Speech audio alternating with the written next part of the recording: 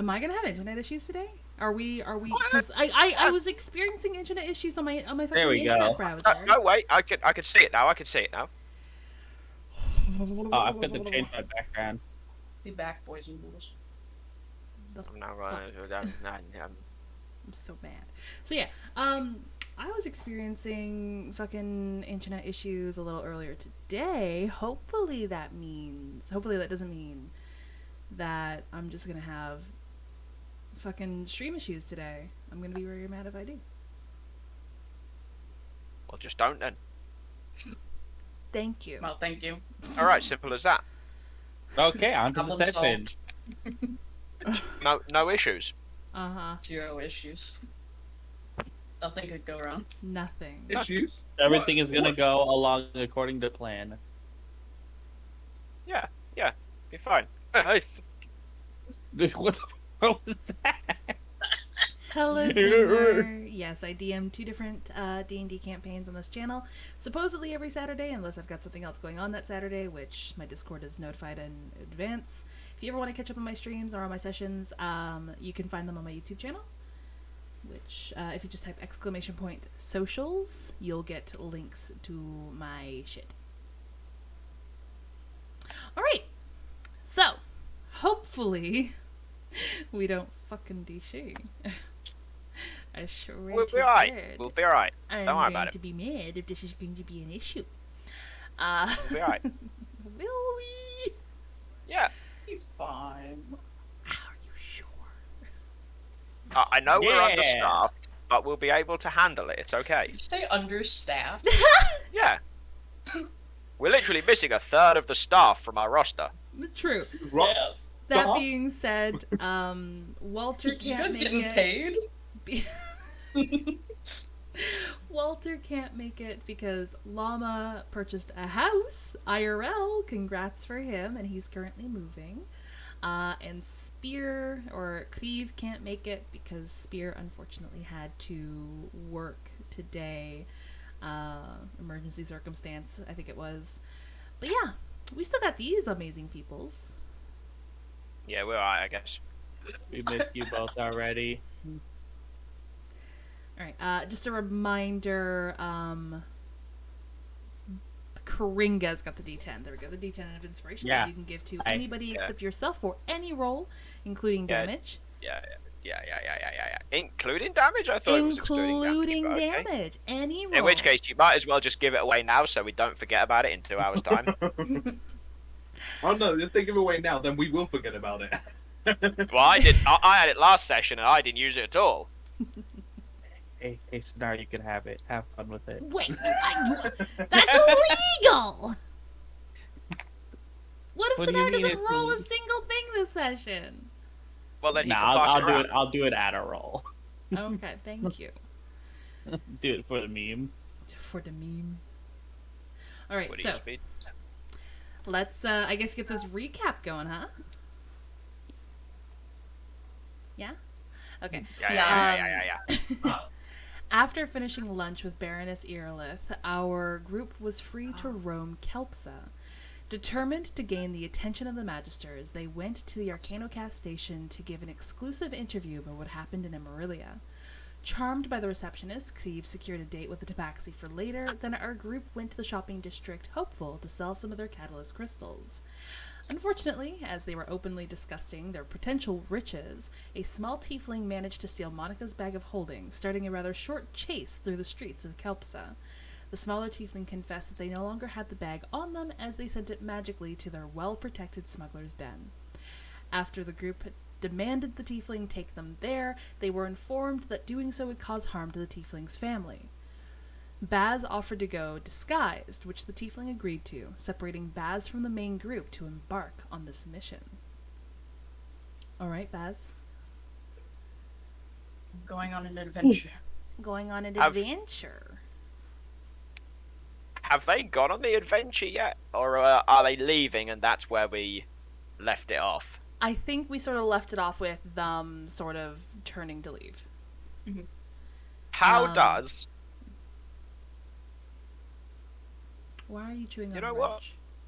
wrench? Because I have to do something with my hands because I'm a fidgety bastard. Same. Um, I'm currently tying how- my headphone wires in the loops. Oh, okay, cool. As a man who has not played this game very much, aside here, Mhm. how does scrolls work? What do you mean? Like, how does one use a scroll? Do you have to know the spell to be able to read a scroll? Or is all the magic contained within the paper and any old mook can use a spell? I believe it's in the paper. Because I don't really want Baz to die, right? Me either. And Sonar still has that scroll of teleportation I bought that I don't think we used in Emerilla. Do you want to give it to Baz in case they need to make an emergency exit to not be killed? That would be a very wise decision. And I'm going to do exactly that, yes. And do you have to know a teleportation pad to turn up at? And how would one get that information? So the scroll of teleportation that you guys have. Hold on, teleport. Yeah.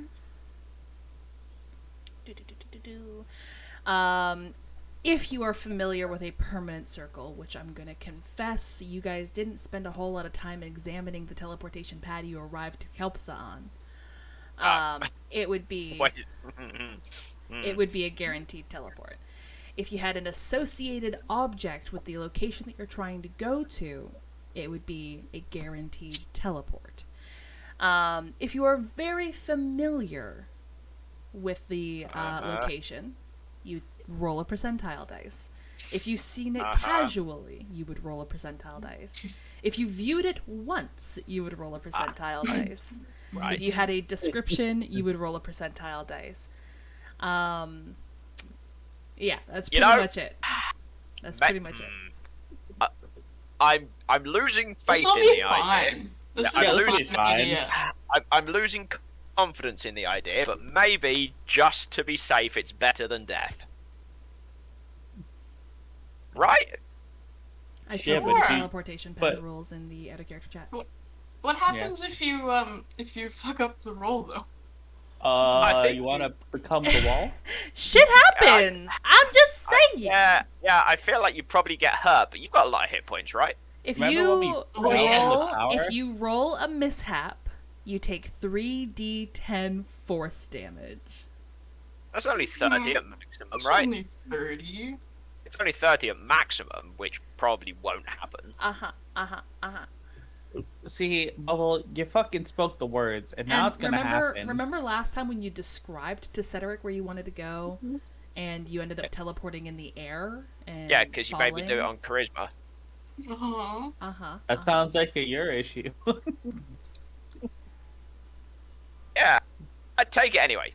Take it with you. Yeah.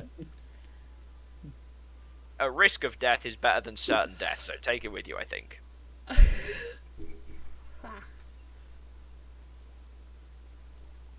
All right, On you go, Baz. Go on. go on, get.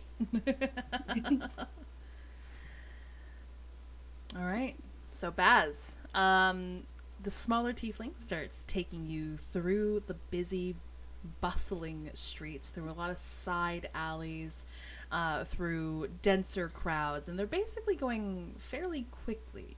So I'm going to get you to roll an acrobatics to make sure that you can keep up. Sounds great. Why are you in Kelpsa? Stop it. Or sorry, Emerilla. 18. You're able to keep up. You're used to trying to give somebody the slip, so you're able to agilely keep up. Do you talk in any way, shape, or form? Yeah, I'm gonna get this kid's name. I'm gonna learn all the things about this kid. Not a child. That's not a child. Not Child is a Yeah. child. Yeah, we literally we went through this last night. Listen, I say kid because I assume they're younger than me. Not a child. Basically, as you try to like get their name and whatnot, they're just like, look, we're not gonna have much interaction after today. Honestly, it's kind of embarrassing that we're going this far with it. If you really need to call me back, just call me Jelly or something, okay? Just that'll work. That'll do. Okay. Okay. put it in the notes. A jelly. Jelly. Jelly helps a criminal. Got it. All right.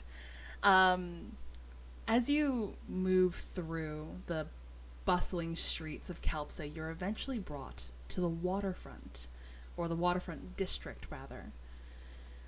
You see a bunch of vessels, ships of all shapes and sizes and different purposes. However, it seems Jelly's taking you to a particular ship. Sorry, I've written down a description here. The vessel stands out with an unassuming exterior, looking like a modest cargo ship with the name Siren's Whim written across the side. Approaching the Siren's Whim and exchanging hushed words with one of the deckhands, you and Jelly are granted passage beyond the ship's ordinary facade. Do you follow Jelly up the ramp? Yes. Okay.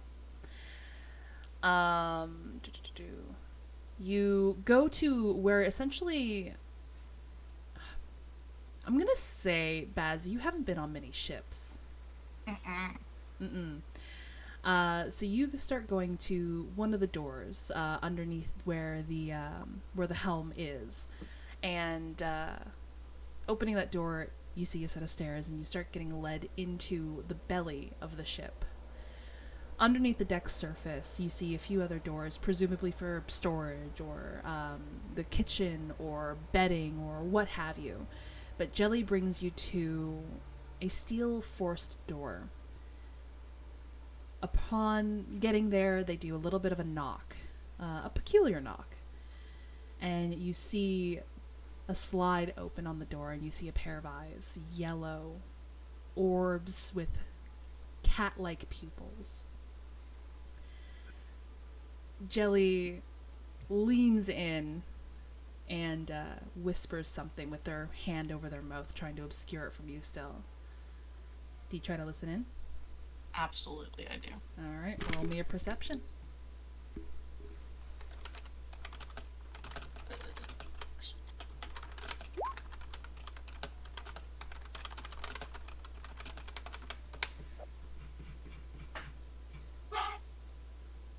Dog.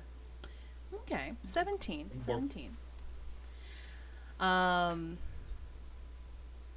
You hear whispering tides. Okay. And Oh, upon that phrase being spoken, the slide closes, and you hear a series of locks disengage on the other side of the door before the door opens, revealing a dark-lit stairwell leading further down into what would normally be the ocean. Okay. Standing at the threshold of the door, you see a very large shark gentleman, covered in scars, very well fit in a loose-fitting sort of white linen shirt, pants, and boots, with a dagger on his hip. What a man. What? I said, what a man. Oh, what am I? Did you say Shark Man or Yes. Dark Man? Shark. Shark. I wasn't Shark. sure. Yeah. Okay, Shark, right. Yeah. He sort of looks down to the two of you and gives a very toothy grin. Here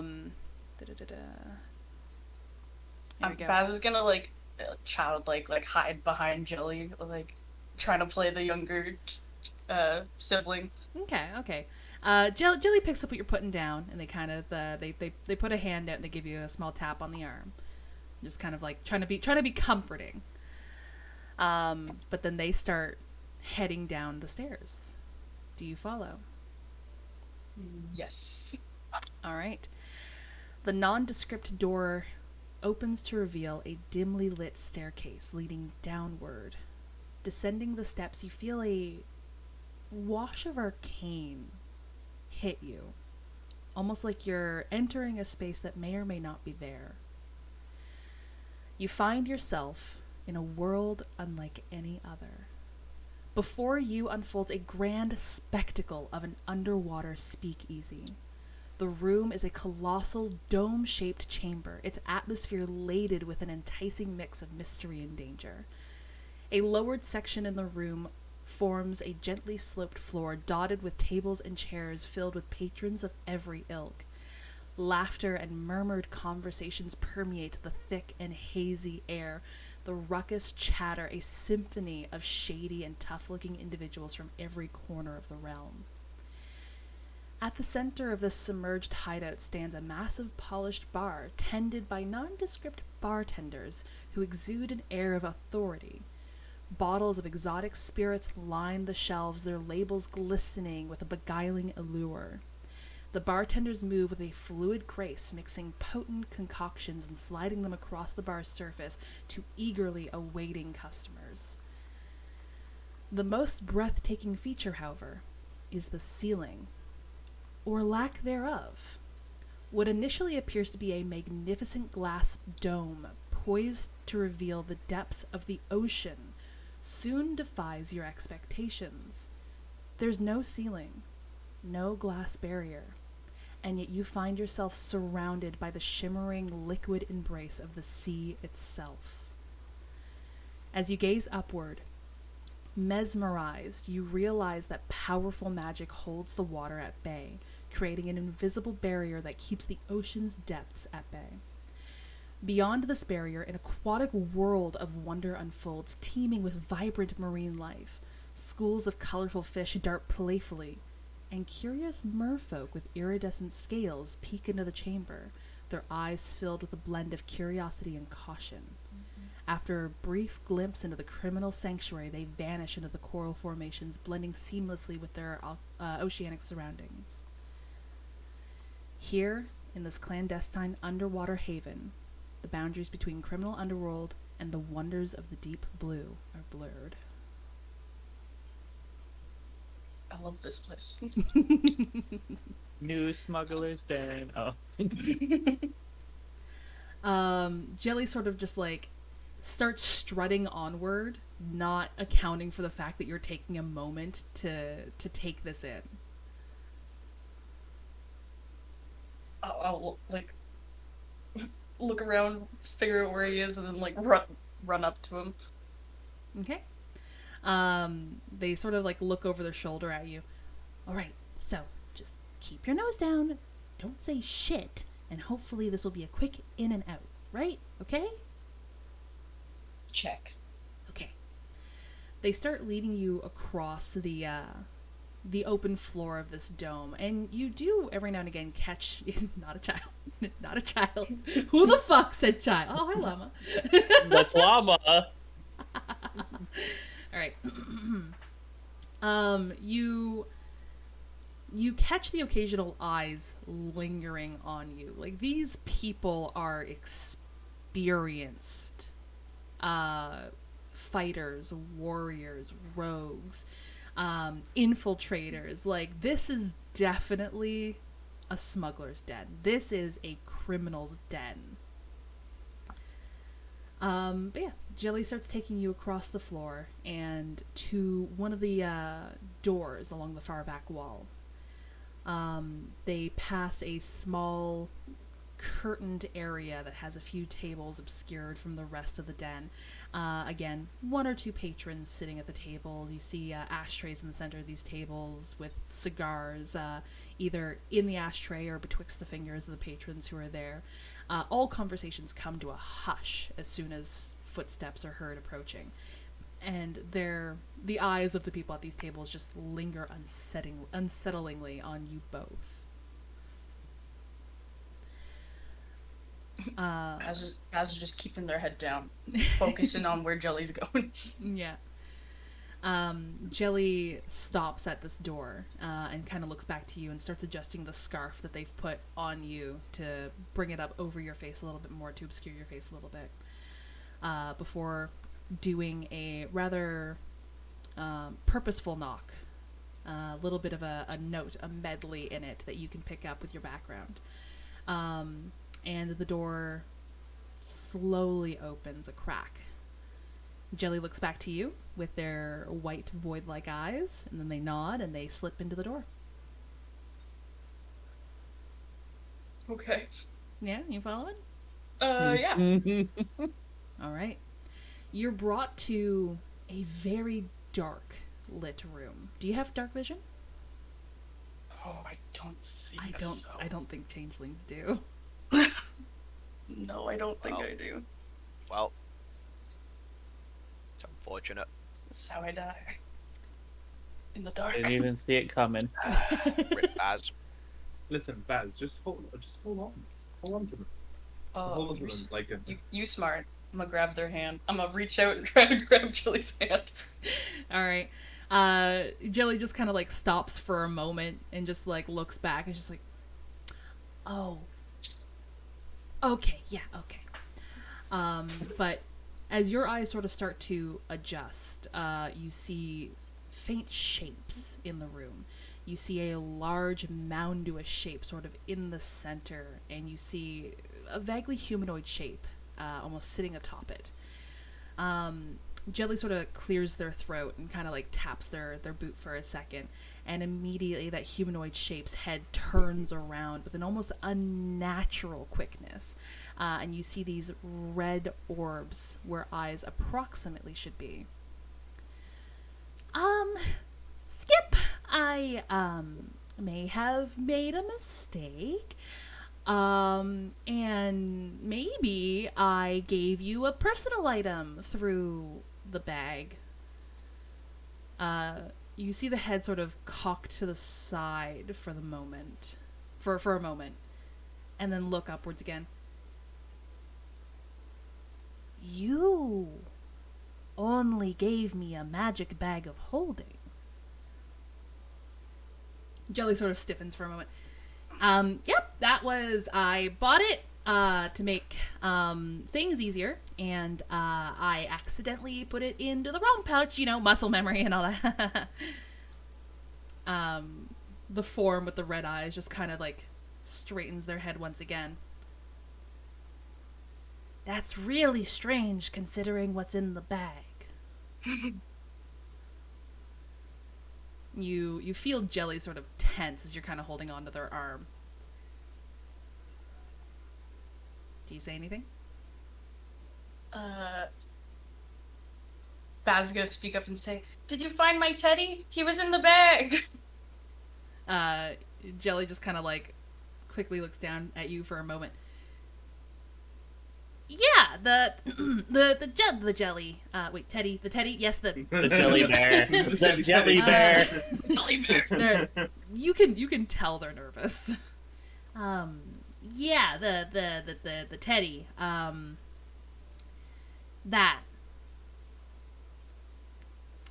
You see the figure sort of loom over the hoard of stuff that they're presumably sitting upon, as they kind of lean closer to you both.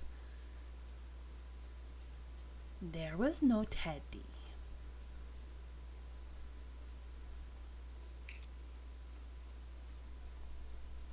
Are you sure?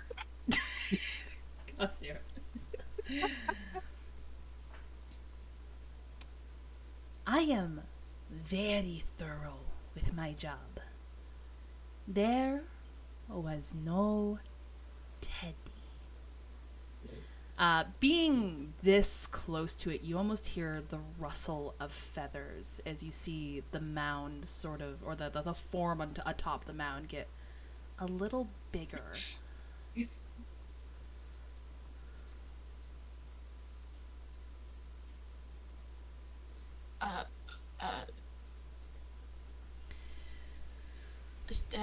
Jelly, wasn't there a secret compartment in the bag? And that's where you put my teddy, right? If I could just look in it, I'm sure I could find it. All smiles. The biggest smile on this small tiefling child that I've become. It's roll me a charisma. Hello, T-Man. Thank you so much for the follow. I'm really sorry. During D&D streams, I tend to focus on my players, so you're welcome to sit and watch, and I hope you enjoy. Just straight charisma. Persuasion? Or, deception. Persuasion. Deception. Either way, you're an eloquence bard. Either way. I'll be like a 35 then or something with it.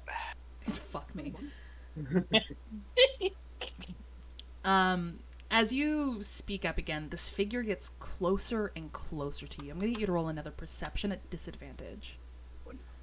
I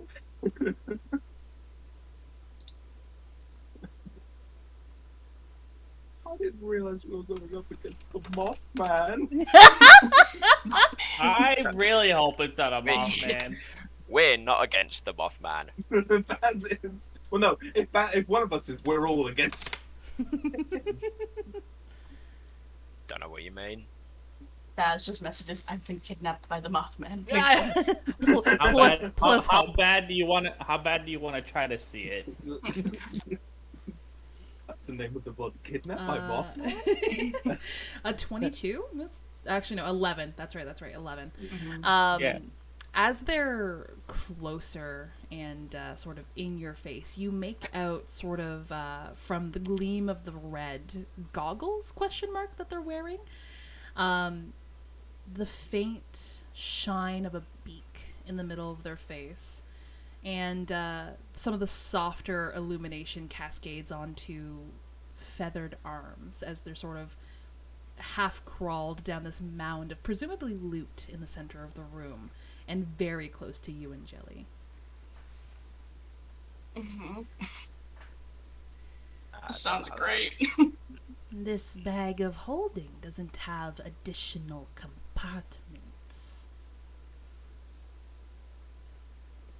Maybe you think you sent me the wrong bag. Maybe the pickpocket becomes the pickpocketed. Oh no.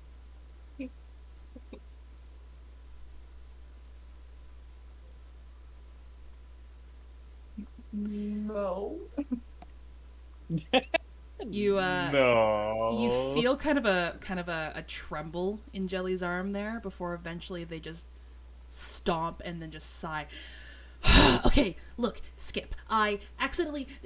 They were supposed to be easy marks. They're not easy marks. They're actually really powerful and really scary. And they're holding something of mine hostage. And they really wanted the bag back. And I don't know what was in it. I really don't know what it was about. I don't want to fuck with these people. Okay, please just give me the bag back.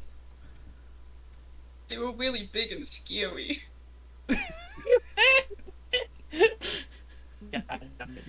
Got him. You Never wanna seen you wanna roll a persuasion with that? 100% I do. Come on. Do you? That's okay. You know what? You know what? I'm actually scared. I'm pretty sure with eloquence that's technically not a 16, is it? No, because it, did I rolled? That's like a 20, isn't it? It rolled a 5, yeah, so it's actually, Fucking 9 eloquence. plus, 11. yeah, 20. 9 plus 11, yeah. It's Dirty fucking 20. This avian entity sort of lurches backwards a bit. You hear the shuffling of items underneath them as they do. You hear something metallic clatter down this mound that they're sitting atop, and then roll across the floor to your left.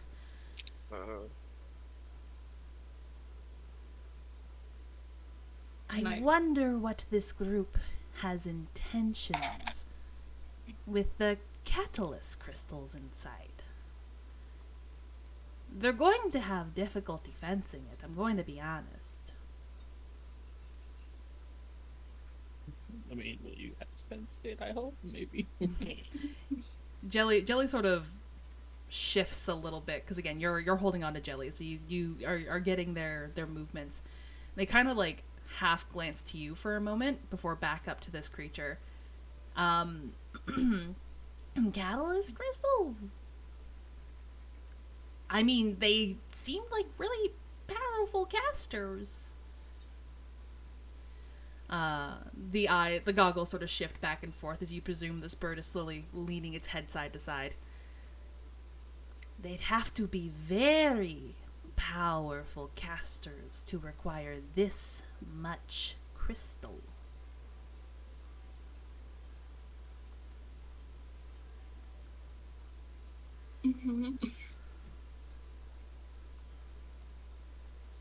You feel Jelly sort of sort of squeeze onto your hand for a minute. 2 quick squeezes. Was that even made? I don't know. Do you want to roll an insight? Sure.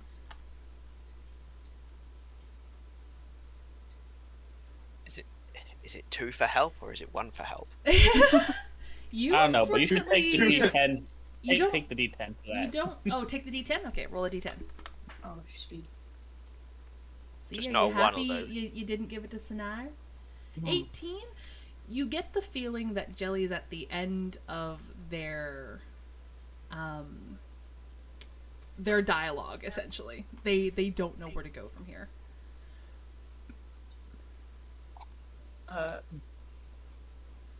I only caught a glance at them, but I think they worked for the big magic school. No. Roll a deception. Roll the set. Jesus. Again, It's a 20. presumably It's a dirty 20. The goggles sort of shift again, leaning to the other side now. The Institute doesn't really put catalyst crystals in the students' hands. No, they worked for the school. I think they were teachers.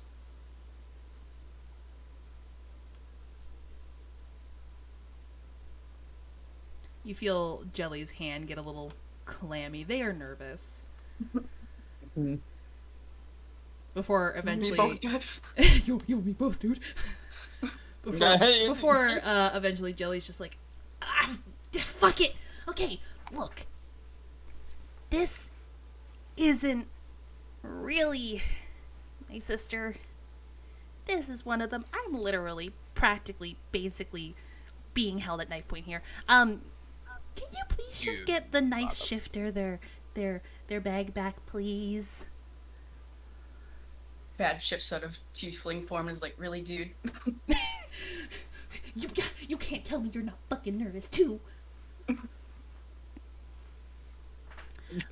As you shift out of tiefling form, you realize this room's actually not that big.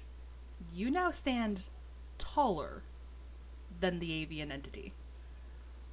Fantastic. Sort of looking downward. I am an intimidating monster now.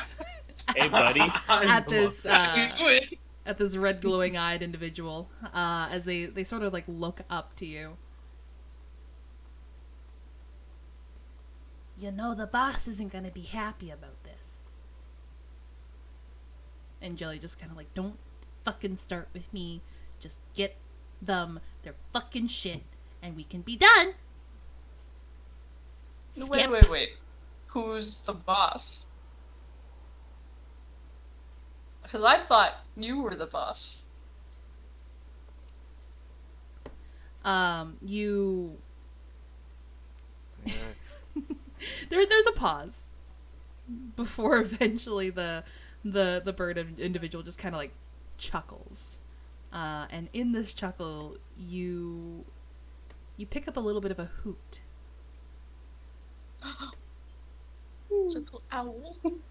No. Skip isn't Skip's not the boss. Skip just looks after the shinies that comes in. You had many shinies. That being said, what is your intention with the shinies? We have plans for them. Mm-hmm.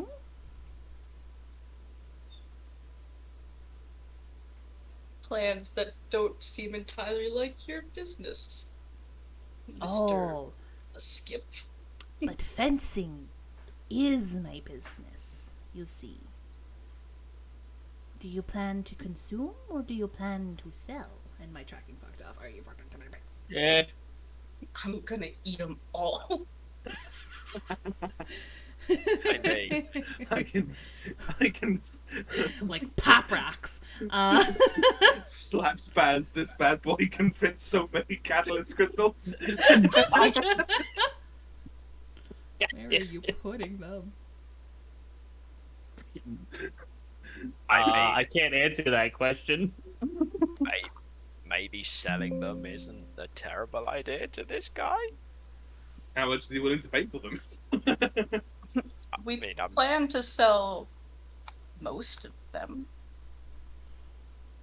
I see. And where do you plan to sell them? Whoever gives me the best price. Well,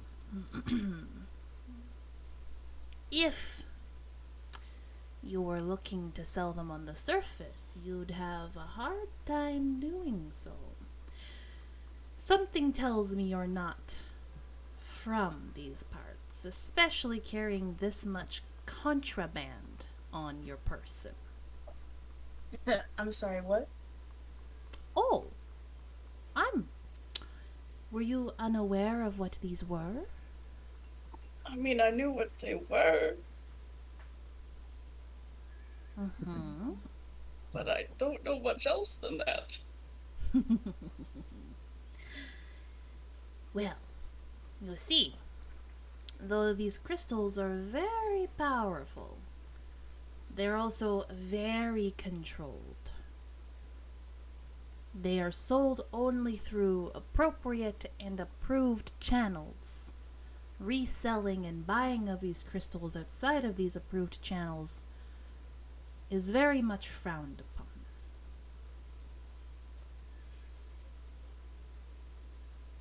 Luckily for Okay. you, I'm not an appropriate or approved channel. I'm starting to understand what you're saying. But if you truly wish to have this bag back, and you watch as presumably one of its feathered limbs lifts something upwards towards its side.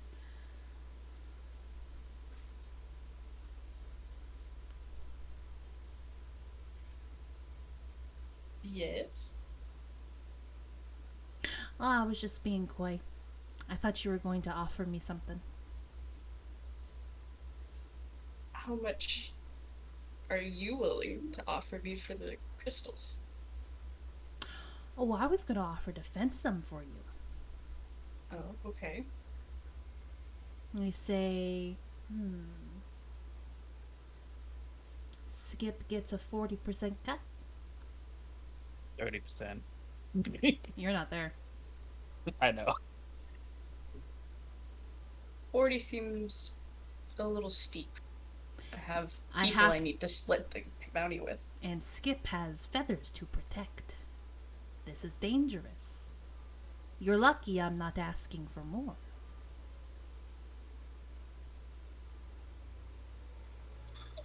How about you fence these for me? I give you a 20% cut and don't kill you right now. Ooh, Oh. intimidation. Okay. Oh.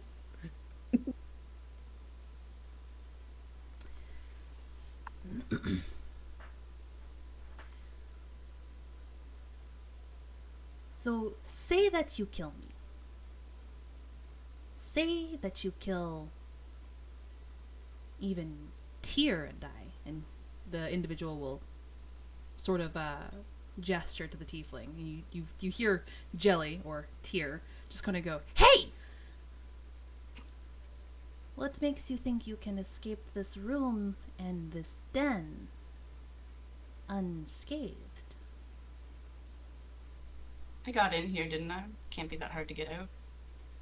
True. Let me rephrase. What makes you think this door is soundproof? Skip can be very loud.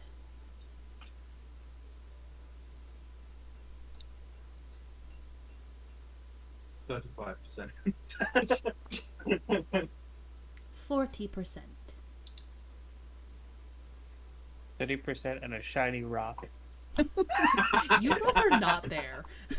I know. I know. I know. Second. What do you mean we're not there? We've got the. We've got the Is there. has Baz said that they're broadcasting everything? No, that's true. Can I cast Charm Person on the bird? Yes, you can.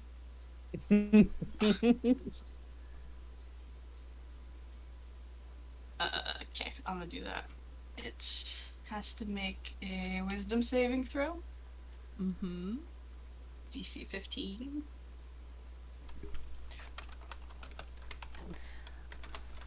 Oh, the D&D stuff isn't up. Oh shit! Yeah, give me a minute. I'll do that. It's been a while since I've done a D&D stream. I just want to double check the wording of charm person. Oh, here, I got it. first. Oh my.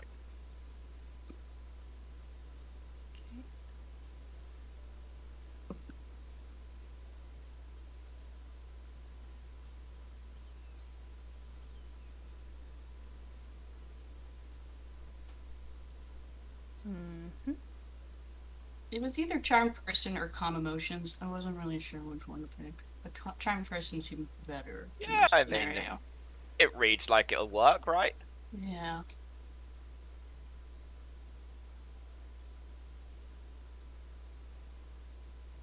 Okay, and it lasts for an hour. Oh, you fucking.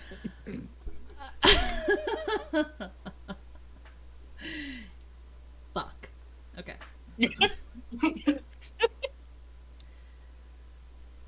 So you cast the spell, which has a verbal and somatic component, by the way. On it does. skip, Yeah. you sort of hear / catch a small glimpse Oh wait. of Second. jelly. I can cast it at a third level or a second level and get both of them. Both of them. Both of them. Oh I'm wait. so stressed. You attempt to charm a humanoid you can see within range. I guess you can kind of, sort of see. Plays the Frizz music. God damn it. Alright, well, if you're getting jelly as well. Fuck Oh you, no. Fuck you, jelly. Why not you, skip? jelly. Why not Well, skip? That's okay. That's okay. You still got second boss man. Mhm. Can't disadvantage it. You cannot. So you start casting this spell after making a death threat. And Only towards I never threatened the kid, okay? The kid that's not a kid. you Yeah, the hear non-kid. a shuffle next to you as Jelly immediately makes for the door. Can I try to grab for him? Acrobatics at disadvantage because you're in the middle of casting a spell. Ooh. Okay. It's probably not gonna go much fun. We've really made a pig here of this, haven't we? That's alright. Just shoot him with a crossbow. He's probably only got like 10 health. Why are you like this? Why are you all Oh. like this? You're Because now it's entering your murder hobo phase. I Because haven't said. Us, I we're haven't hobos said and we might nothing. as well murder. I don't Because think this I guy like is- this. Absolute criminal scum. That's why. Listen, I haven't said murder the child. I said 30% on a shiny Not the rock. child. Are you absolutely fucking kidding me Whoa. right now? Who has a plus 10? Child. The It's not a child. very flexible tiefling. Man, I, luck is not on this tiefling side. yeah, Yeah, I mean, the I didn't tiefling get a are- chance. Didn't get a chance to test their flexibility earlier, so I wouldn't know that. What does that mean? I don't know. How can you fold your tiefling 101? I'm full of tiefling. This is Give me okay. a sec. I'm gonna It's alright. I'm It's alright. gonna do the fucking D&D stuff as we get the giggles out a little bit here, and as I try to think of things. It's like, I mean, This we is not could- where we expected to go, but yeah, here I we mean, are. we could absolutely lose Baz to the expected- ether here, but Who expected Baz to threaten someone and then hold them hostage? No one. I mean, like, to be fair, I thought you were just going to rush him and grab the bag, but that was that apparently wasn't what happened. Yeah, apparently that's not viable. Although he could be magic, so he could be a caster as well. You are in a very magical place. Yeah, Where- you might have to punch out an owl in a minute, so just be ready, yeah? All right, the D&D stuff should be active. Thank you for whomever brought it up, by the way. You're welcome. Yeah, you're welcome, you're welcome. All right, so you cast this spell. You watch as Jelly, or Tyr, tries to make a beeline for the door. You quickly kick your leg out to trip Tyr, causing them to faceplant onto the hardwood floor and slide. Because they fucking nat one. Bullshit. Scorpion. But you watch as the feathery, the puffed up feathery visage in front of you sort of calms a little bit. Okay. Skip give friend a discount. 35. There.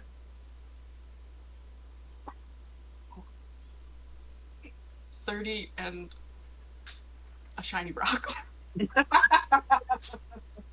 Does the shiny rock do anything? It might. That's for you to find out. Skip needs a little more. Skip could identify. Give him the thing I bought. What thing you The bought? phylactery. Hey! The fucking necromancy stone. Hey! You all ain't there.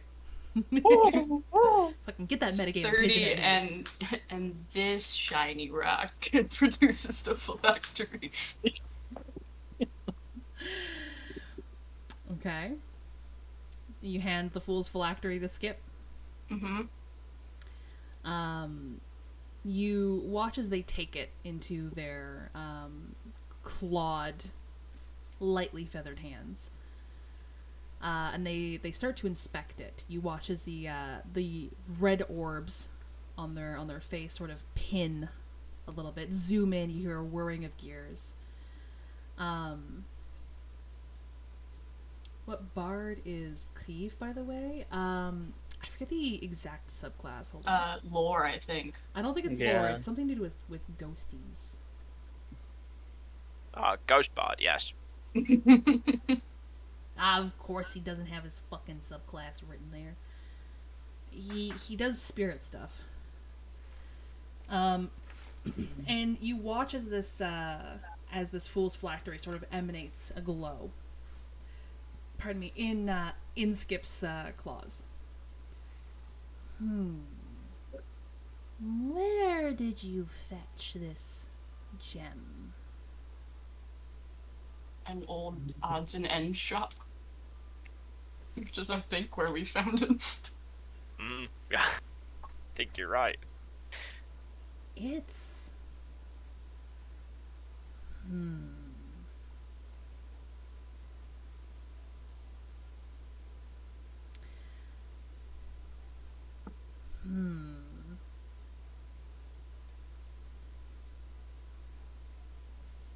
32%.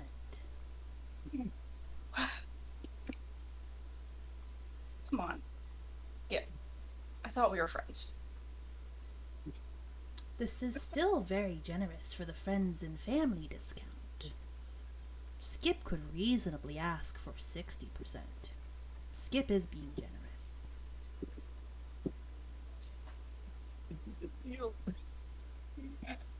Jebel, are you dying? No? Oh, who's dying? No, I just said do the deal. Stop dying. No.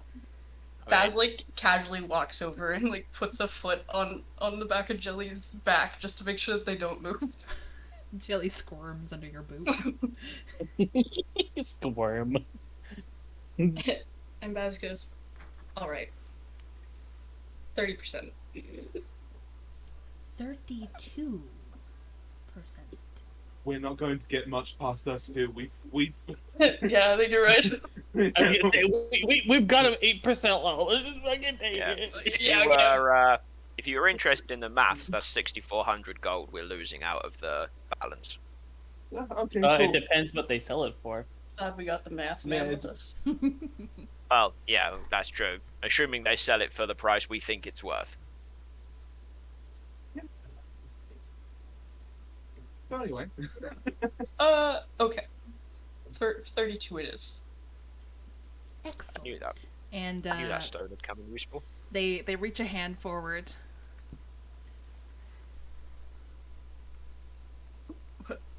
I'd go to shake their hand. All right. As you lock hands with their little taloned bird-like claw, you watch as a ring emanates magic, and you feel this wave of compulsion wash over you.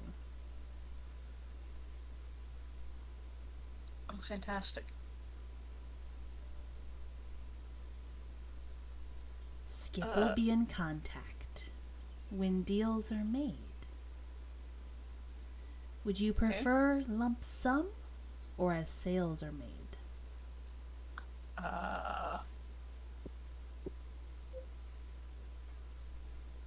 As the sales are made. All right. Just, be sure you put on a little visage every time you come to visit Skip. Yes? Sure. All right. Skip unleashes your hand. Do you let Jelly up? I suppose so, but I'm gonna make sure he doesn't run. What are you doing? Grabbing them by the tail? Yeah, No, Baz is gonna shrink back down into the child form and grab his hand. squeezing it You tightly. really didn't have to do the boot, by the way. Come on, brother. Let's go. Don't get the bag. Damn. You've scorned any good faith I had with you. I'll make it up to you, I'm sure. Mm-hmm. And you two begin to leave. Is there anything else you wanted to do while you were here? No, I don't think so. Just Bubble, just like... But we gotta go. We're not here. Yeah. Meanwhile, Ty's pacing back and forth in the street going, well, the kid, not kid, isn't dead. They're not dead yet. Not dead yet. I can still feel them. They're not dead yet. Mm-hmm. Someone scratched my bird belly. This must be going well. All right. Actually, how long has this been going on? This has probably been going on Don't for know. about 2 hours. From But I can travel track time it for there and 8. whatnot. Yeah, you can track Alright, it so for 8. So I should still be good then in my bird form. Mhm. So I think I got Oh, what? yeah. It's my level I forgot divided you were by a half. bird. Just a giant fucking eagle, yeah. Alright. Yeah. It's my level divided by 2, right? How many hours Oh, I get? So, yeah. Did I Yeah. get the rest of the bag back, or did he keep the bag? You didn't ask for the bag back. I didn't. I forgot, honestly. Are you gonna make a last minute run back? Yeah, Okay. I need the bag. Okay. It's got my other arm in it. Oh yeah, there is that. Yeah. Alright. You go back and request the bag. You hear a lot of shuffling, a lot of tinking of what you presume to be the catalyst crystals as Skip moves everything over to a chest that's way too small to be holding it all. And then eventually the bag is returned to you. Fantastic. And now we leave. And now you leave. Okay. Alright. You make your way back through the large domed speakeasy. You make your way back up the stairs, past the large shark gentleman, back from the bellows or the belly of the ship called the Siren's Whim, and you make your way back to the surface. After successfully making a deal with smugglers. Beautiful. All right. While this is happening, I'm gonna say it's probably gonna take another, we'll say half an hour to 40 minutes for Baz to actually rejoin with you all. While this is happening, are you guys basically just staying in the same spot? I mean, like, Hunter's Mark, that isn't like blips on a radar, is it? That's not how it works. I think No, it just yeah, gives you just like, feel a pull. Yeah, it gives advantage on finding them, essentially. So I don't really know where they are, so I can't tell if they've stopped moving or anything. I can just tell that Jelly the kid, not kid, is still alive. Because I know when the thing that's marked reaches 0 hit points, but I don't have it. It's not like a exact thing, right? Mm-hmm. I'll go in that shop that we got robbed outside of. You're gonna pop into the shop? Yeah, fuck it. I'll go in the shop. Why not? I might as well go and talk Not. to somebody. At least maybe I can find some stuff out. Now, there's 100 copper and a gold, right? Because it's like, 10 There's- copper and a there's- silver, 10 silver and a gold. Yeah. So there's 100. 100 copper and a gold then. Yeah. I guess. Okay, It's a penny, yes. okay, that's Yes. fine then. That's okay. That's okay. That's okay. Right. Yeah, so you Gotta- guys were in the Enchanter's Haven, if I remember correctly? I mean, I might have it written down. Yep, Uh-huh. because that's the only other thing I've got written aside the calf, so it must be that one. Okay. I do believe the shop, however, from that I bought the phylactery in was called Filigree Oddities in Devcast. Yes, Filigree Oddities, yes. So I think that's where I got that from. Yep. So I'll go in the shop, Alright. because I might as well do something with my impatience. You go in. I think I've already done a description of what the shop is like, but you see, Yeah, I think so. you see along the walls, you see a lot of enchanted weaponry. You see some enchanted armor. You see in glass top display cabinets located throughout the shop, amulets and rings, all with a little bit of a unique glow, each onto their own. You see scrolls rolled up and placed into almost like if I said like a wine cabinet, would you know what I mean? Just like the holes for wine bottles, but it's scrolls. Got one downstairs. Yeah. And you also see a shop a sign next to the front counter. That's near the front door there. You see a sign on it that has written enchanting services available. Behind the cash, you are greeted by a smaller gnome, a smaller woman who's got sort of silvered hair pulled back into a very fancy looking bun. And she's got a white blouse under... Oh, hello. What was the oop for? I don't know. Oh, bye. I Hello? start saying, like, What was that, Gringa? uh-oh, am I dying or am I You're good? dying. Yeah. Hi. Geringer! There I go. Anyway, Hello! a white short sleeve blouse and a almost like a black floor length skirt underneath an apron that seems to be more so for show.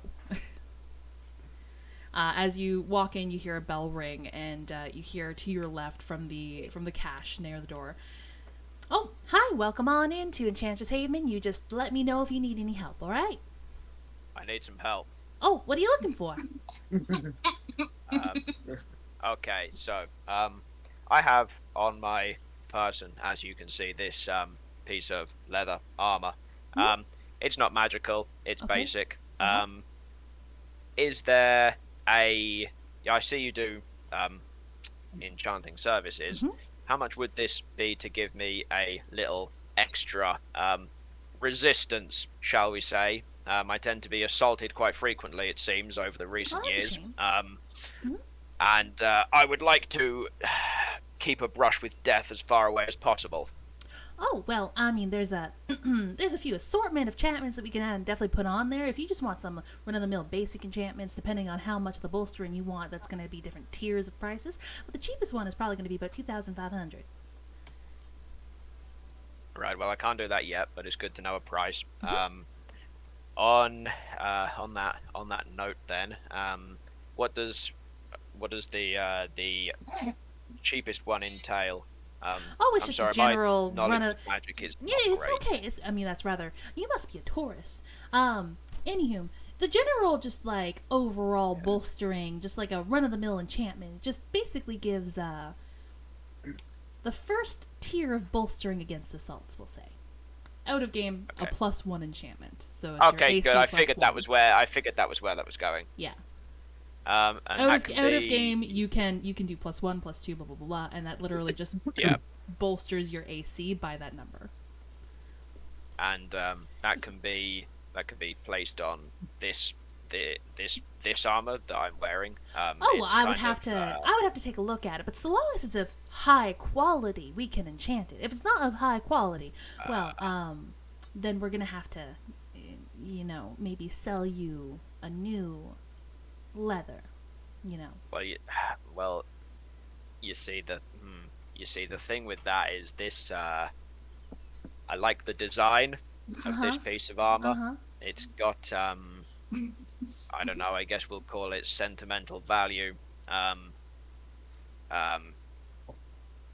Is if you have to sell me a new set, can it at least have like the style and emblems that this I one could probably has? do you one better. Have you ever felt the need that you wanted to be protected but also look glamorous at the same time?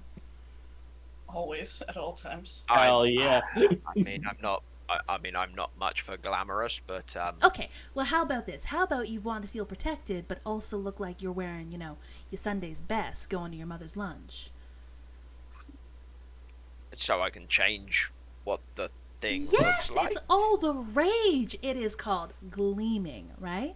Or glamoured. You can wear your favorite armor and just adjust how it looks based on your own little mental image. Interesting. It's a Okay, now that's fantastic enchantment. Honestly, no, one that's of my something that I'd never favorites. considered. Okay, does that obviously I don't expect that to come with the armor, so how much extra would the cost be for that as well?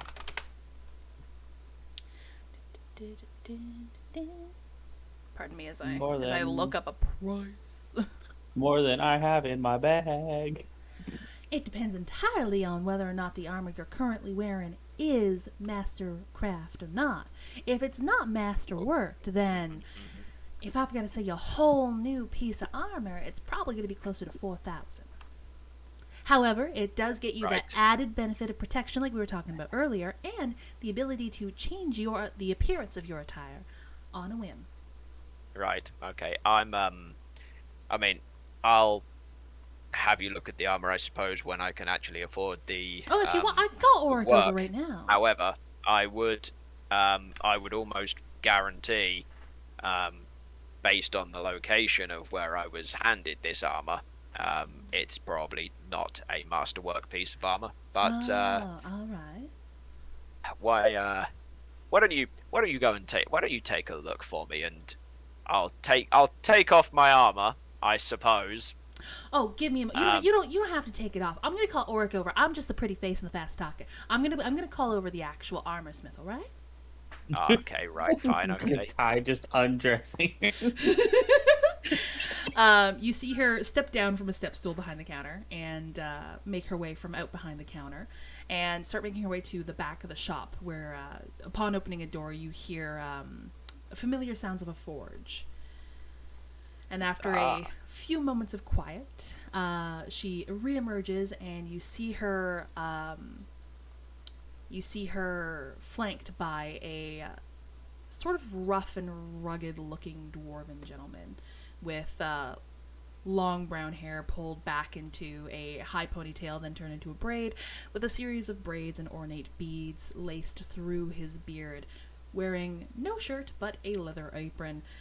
His arms and chest are quite hairy, and he's also wearing seemingly leather pants.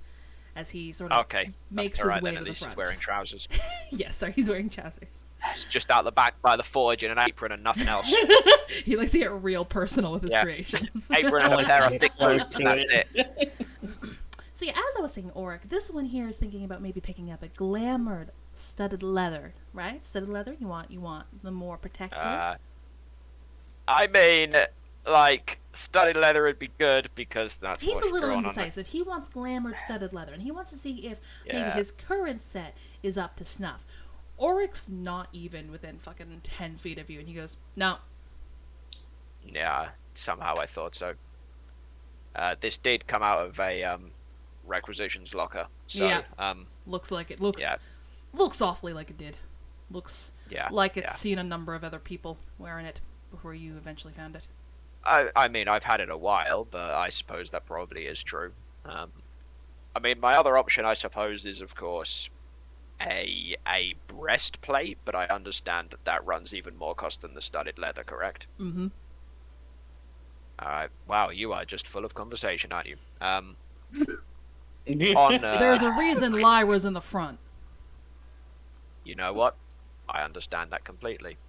Do you an enchanter? Yes. And a smith. You're the enchanter as well. I am impressed with your talent. Okay, in that case, this longbow, and I'll take the longbow off. You'll notice, being a man of magical discipline, I don't actually carry any arrows with me, because I have this ring. Is there any way that the bow can hold the enchantment of this ring, so maybe I don't need to require an attunement process with it? Is that something that can be done? Is that even possible in the realms of the magic? Bleh. Sorry. Out of game burp. Could be in game for Auric. Who knows? How about in I like it. Yeah. I like it as an in-game burp. Yeah. Just burps and responses. He sort of looks over your bow. Did you grab this bow from the same bin you got your armor? Yeah, I've just had this even longer. Yeah. What does the ring do? Don't make me go back and get my goggles. What does the ring do? Okay. I'll just show him. I'll just draw the bow and show him that it puts an arrow on the string, I And then I'll- see. then I'll not release it, but slacken it, and then take my fingers off the bow again, so I don't Alright. fire it into the wall of his shop.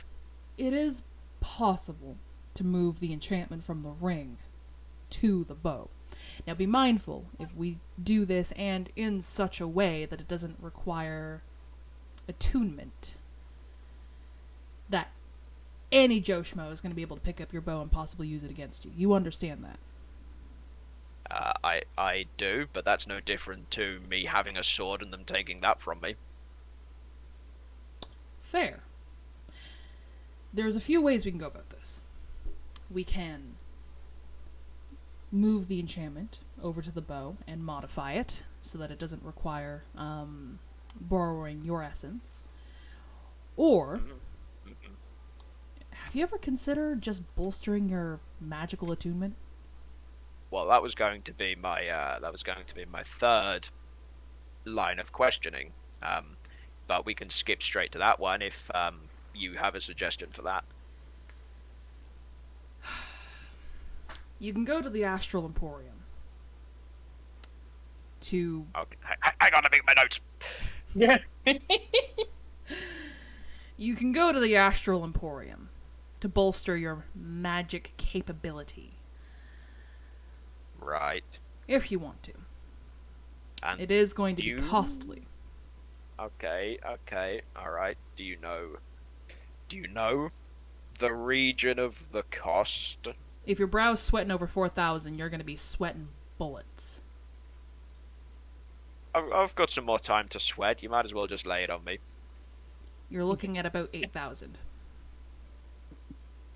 Right. Okay. I mean, that can be doable with some work.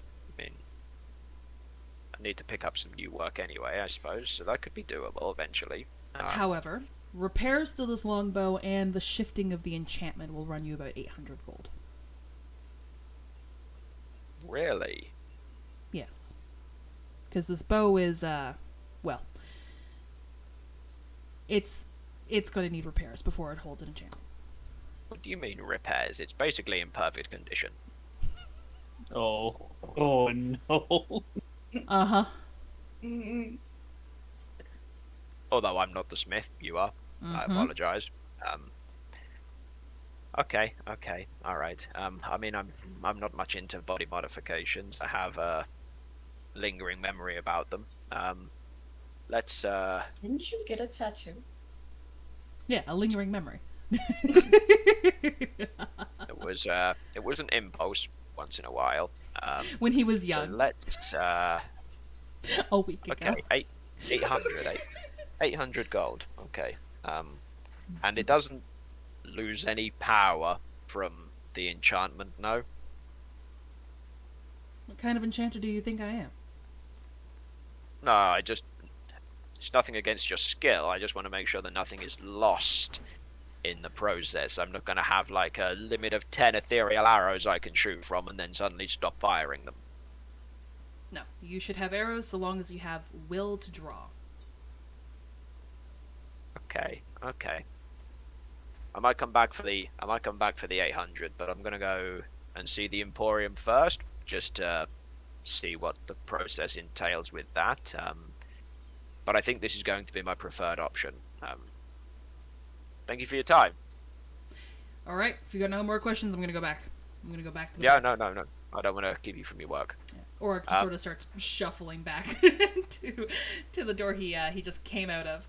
And you see Lyra sort of just like with a furrowed brow and just I'm terribly sorry. He's got no customer service skills in any way, shape, or form. Oh no, that's fine. I understand. Okay, so that's probably my line of questioning. Is there any like fancy looking items that I can ask about?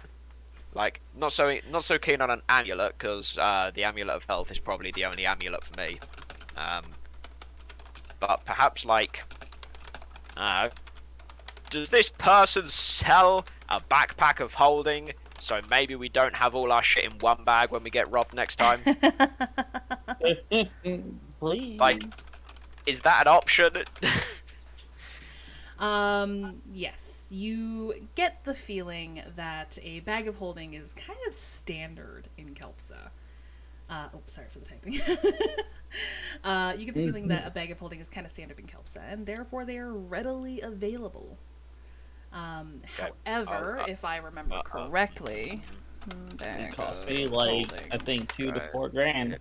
Yeah. Here we fucking go. Yeah. Yeah, I don't want a bag, I want a backpack.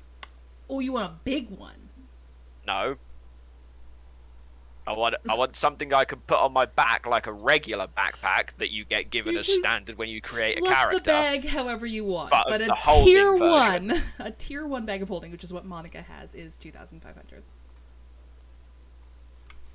And how much stuff can you get in that? How big's the opening of Monica's tier 1 bag of holding? I think Momento, it's- por favor. Someone actually said it in the chat. The bag has an interior space considerably larger than the outside dimensions, roughly 2 feet in diameter at the mouth and 4 feet deep. The bag can hold up to 500 pounds, not exceeding the volume of 64 cubic feet. Wait. And that's a tier 1 bag of holding. Yep. Yeah. And the I can entrance hold is a lot of shit. and the entrance is 2 feet wide? Yep. And That's the bag, so much bigger than a backpack. The bag is like 4 feet. Yeah, you can fluff the bag however you want. This is just the written description. No, I'm not Yeah, paying that's that. the written description. I got like this pretty little celestial bag of holding. Leave me alone. Nah, That's no, I'm fanciful. not paying that, but thank you. What's that ring do over there? You said there was a ring, I think, right? you say Yes. Give me 2 moments. That's okay. That's okay. We've got like 45 minutes before Baz turns back up.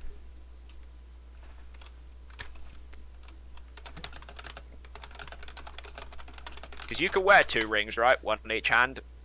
Yeah? Yeah. You As long can, as you you can can wear as attune many them. rings as you have fingers. The only limiting Yeah. factor is what requires Okay. attunement. Okay. But you can be attuned to 2 rings, right? That's okay. You could be attuned to 3 items. I. Yeah? Yeah. Yeah? Yeah. Okay. You go over, and the ring that you point to looks to be a metal feather that is wrapped into a circle that would fit around your finger like a ring. There's a little bit of overlap, but the way... How do I describe this? There's a gap, but it's not a gap between... Oh my god. It's not a gap between the 2 ends of the feather. It's a gap between the top and the bottom of the feather. You get it? Sure! Let's just Okay. say that I do. Yeah, sure. You gesture to it and you ask what it does, and Lyra just goes, "Oh, that's just a ring of featherfall." Okay, I don't need that. You do know what featherfall is, right? Yeah, I know what featherfall is, but I tend Alright, to but- just misty step to avoid my damage. Yeah, that's completely understandable. Did you have any other questions about any other rings? We've got a ring of spell storing, a ring of mind shielding, a ring of fire resistance, ring of How much is invisibility. I want to go in the How- shop at this point. Well, I'll just tell you what's in there when I come out, and then you can go and buy what you want instead of repeating it all. I mean, Um, eventually I'm probably gonna go in I- there. Turn on a bird Can we form. talk about mind shielding? Because I don't know what that does, but I'm feeling it's probably advantage against being charmed. Well, the ring of mind shielding just basically makes it a little harder for people to peer into your head. Oh, I see. And then there was another one that you mentioned, like one of there the was a last number. ones. Oh, The last- fire The resistance. last one you said? No, not that one. Spell soaring. No, not that one. I don't cast spells. Not many. Water walking. It's quite common around here, actually, especially those who are going on ships. Well, that makes sense. No. Animal friendship. I can't remember what it was, and I feel like there's a lot of rings on your list. So There's a let's just number. pretend that Ring of invisibility. Ring of the that one, Ebon that Star. one there, that one. Oh, you want invisibility? How much is that?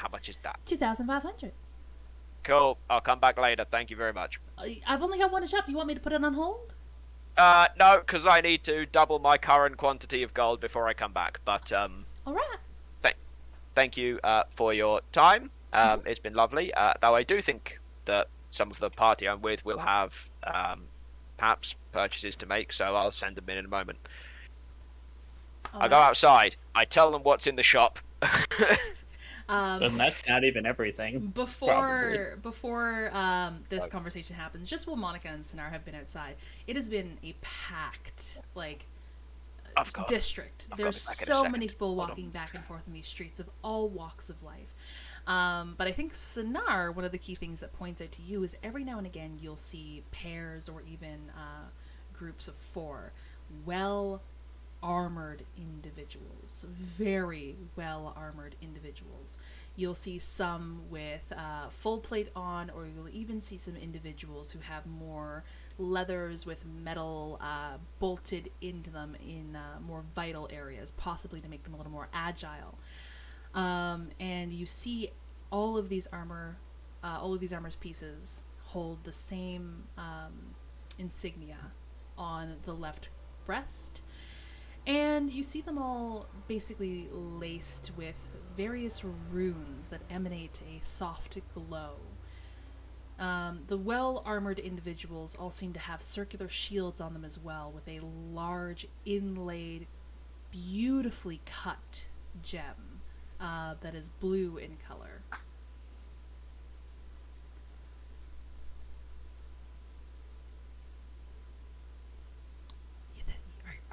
Are you there, Jeffel? Oh, Did he BRB? hello? Hello. He was muted and unmuted. Javel, you're alive. Hello? Hello. Yes, I am Hi. here. Hi. There we Did go. Hi. you get my description? No, I did not. Sorry, I didn't quite catch that. Okay. I'm just want to say, like, this is probably something that would stick out to Sinar. Is while you and Monica are sort of sitting outside of the shop while Ty's going in and doing his discussions and whatnot, you see every now and again, like, pairs or even groups of 4 very well armored individuals that basically stand out in this crowd of people dressed in fineries and more everyday clothing. Pardon me. You see very heavily armored individuals with swords and shields, and every now and then you'll also see some individuals wearing sort of leather armor with metal riveted into the more vital area points, just basically offer a little more flexibility in their armor. You see all of them with the same insignia over the left breast. You see the well-armored individuals with shields, circular shields that all have runes around the outside of the shield and a very beautifully cut light blue gem inlaid into their shields. You see the armor on all of these individuals, be it heavy or medium, all have runes etched into each piece of the armor, all emanating a faint glow. You have a feeling this might be Kelps's law enforcement.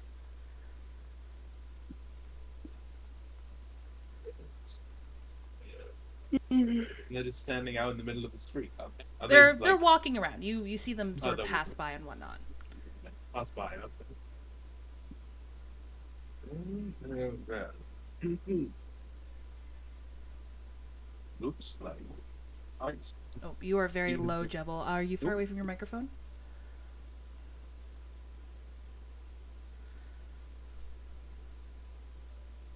Jebel. Now you're silent. Jebel. There we go. There we go. Yeah. Yeah. I've been having trouble with the microphone. I apologize. That's okay. So I was just saying. Well. Looks like even the guards and the police force are so magically inclined. Monica. Put it on his shoulder and I kind of scurry. That's right, you're still a fucking eagle. Shit! Ah.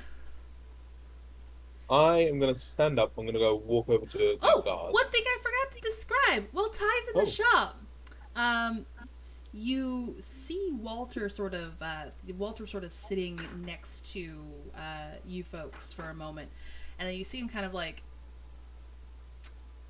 clear his throat in an almost uncomfortable cough, and then you see him kind of like stand up from where he was sitting as he kind of like places a hand on his chest, sort of fist to chest, trying to like dislodge something, before eventually he looks over to you both, and then you watch as his form sort of warps and twists as this light emanates from him.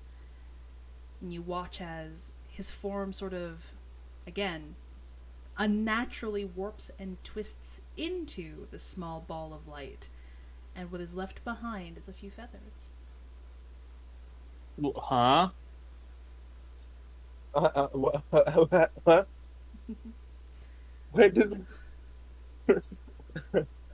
We seem to have lost Grandpa. Grandpa, where are you? I'll also say, Creve, as Ty went into the shop to go shop before the Walter thing happened, because I'm sorry, I've got to excuse two players. Creve will excuse themselves to go buy something for Quill. So yes, Creve excuses themselves to buy something for Quill. You guys are waiting a little bit for Ty as Ty is asking a bunch of questions inside. Walter spontaneously vanishes into this ball of light, leaving behind a single black feather. And then Ty comes out.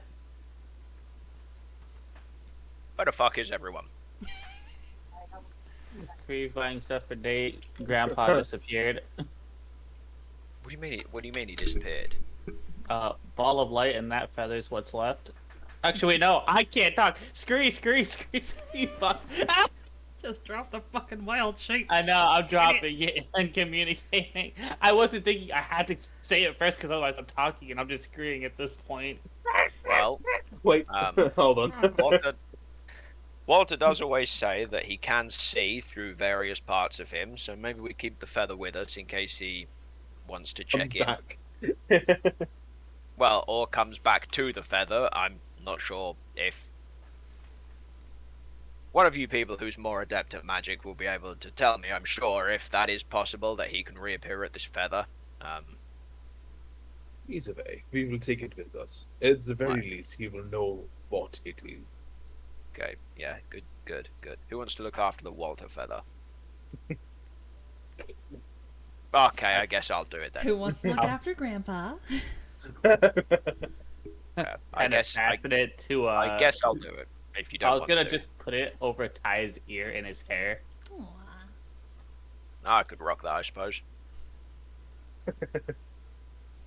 Yeah, we'll put it there. We'll stick it behind my ear. I actually gained a feather from somebody at LARP. I'm gonna take a picture of it and put it in the other character chat. Ooh, a feather? I love That means you're feathers. friends now. I don't. He legit gave it to me, and he was just like, "You are part of the pack now." Oh no. No, P-A-C-K. Not packed. Pack. You've I been see. introduced to a cult.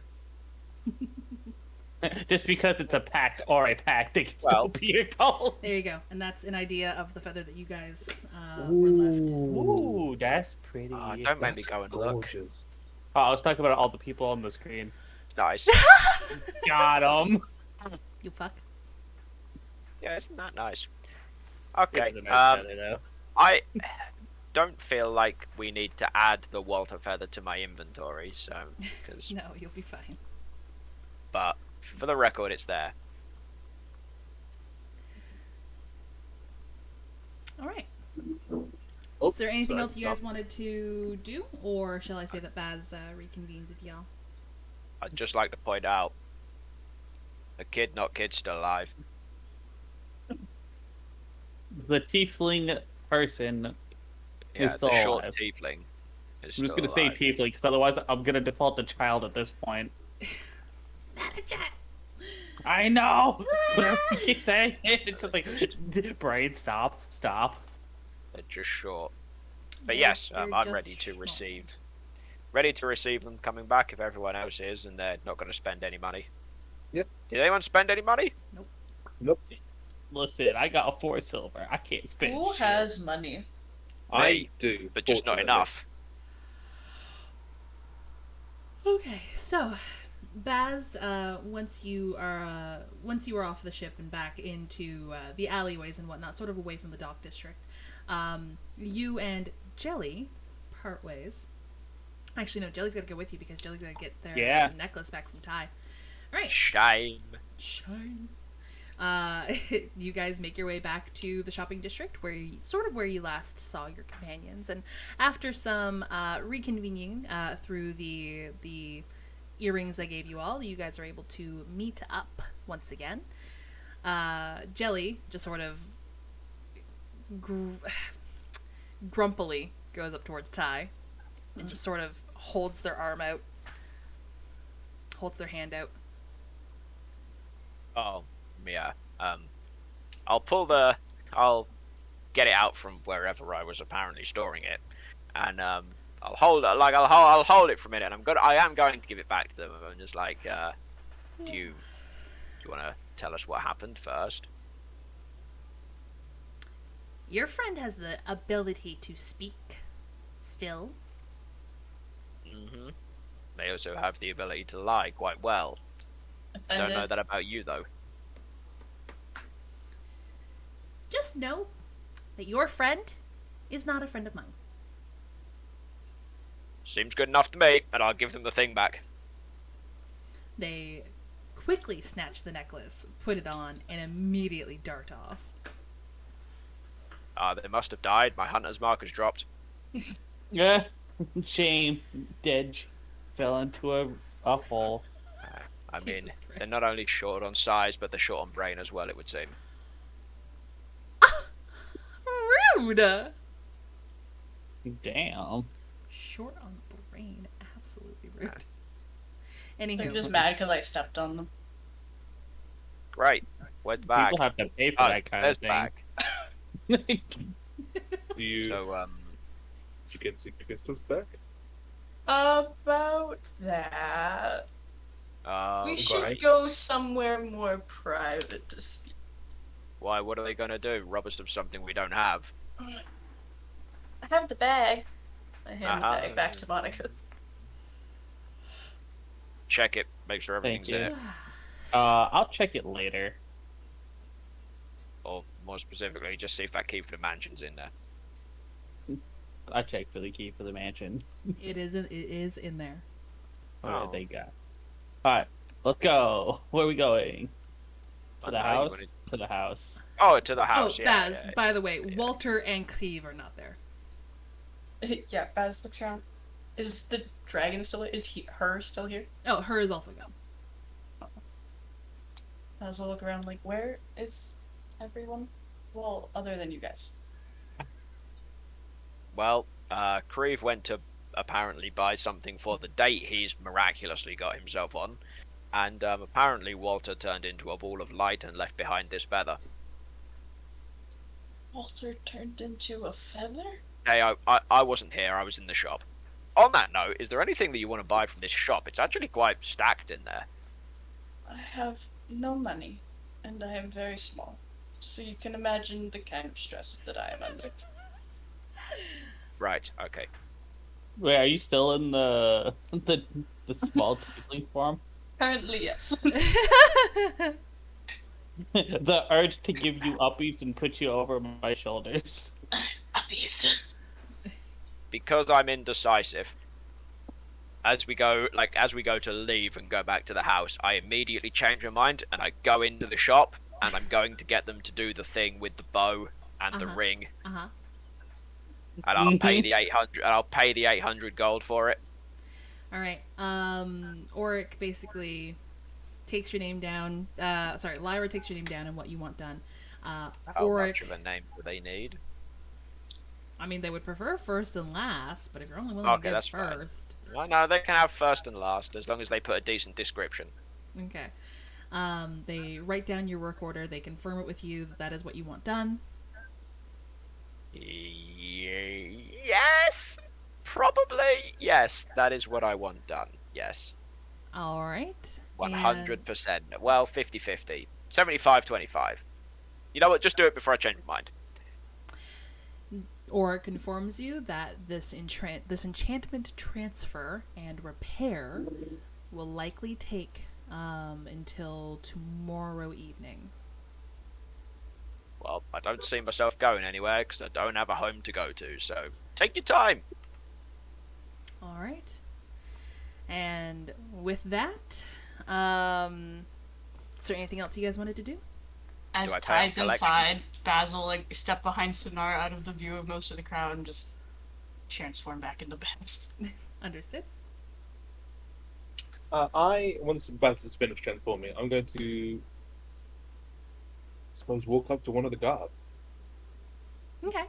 You managed to catch two guards sort of standing on the corner of an intersection, just sort of talking to each other. You approach. I'm just going to ask, hello, I've just noticed, I'm a tourist, I'm new in the area, and I noticed your armor and your shield is quite good, very well crafted. Where did you get it? Is it standard issue or? Yes, this is standard issue for Kelpsa Guard. Says the feminine individual out of the pair. She's got sort of darker skin. You see she's got a bit of a faded scar over her nose and it continues onto her right cheek. She's got sort of faded green eyes and black hair pulled back into a tight bun. Okay. It's very, very crafted. Well, yes, in I do. order to receive enchantments, your gear must be of top quality. Absolutely, I completely agree. Oh, I had a question actually. If I was to say get into any trouble, where would the best place to go to get help from the guard or the law enforcement? Thankfully, there tends to be enough patrols of us going around. Shouting loudly also helps. Not to rob you of any assurance in our assistance, but No, Webs. we tend to be very proactive, and there tends to be numerous patrols going around. You should be able to acquire assistance if you do genuinely require it. Absolutely, absolutely. Thank you. I do apologize if it's a bit of a red question, but it was. I was curious about the armor, about the local. You say you're a tourist. Where are you from? I'm sort of a bit everywhere. I was born in, but where I was born in a little town outside Devcast. Mm. Was lived in, and I've lived for a short period. I've lived in Devcast for a long time actually, and then I ended up moving into former Emerilla. Oh, I see. Yes. I haven't heard much from what happened in Emerilla, but I've heard that there is or there was a bit of a disturbance. My condolences for anything that may have happened. Unless you're willing to offer a little bit of insight as to what happened. I could offer a little bit of insight. It does sound quite insane what happens there, but I'd be willing to. Basically, there was a zombie infestation at one point, but it turned into less of a zombie infestation, more of a creature infestation. Creature? You mean like rust monster, ooze? I mean zombies. What would be drawn by death? Well, that's where the crazy part comes in. There was a group that summoned a huge beast. Oh. I was fortunate. Me and my group were fortunate enough to survive an encounter with it. We actually, with the help of of Vermont, we managed to take down the beast. You, I'm sorry.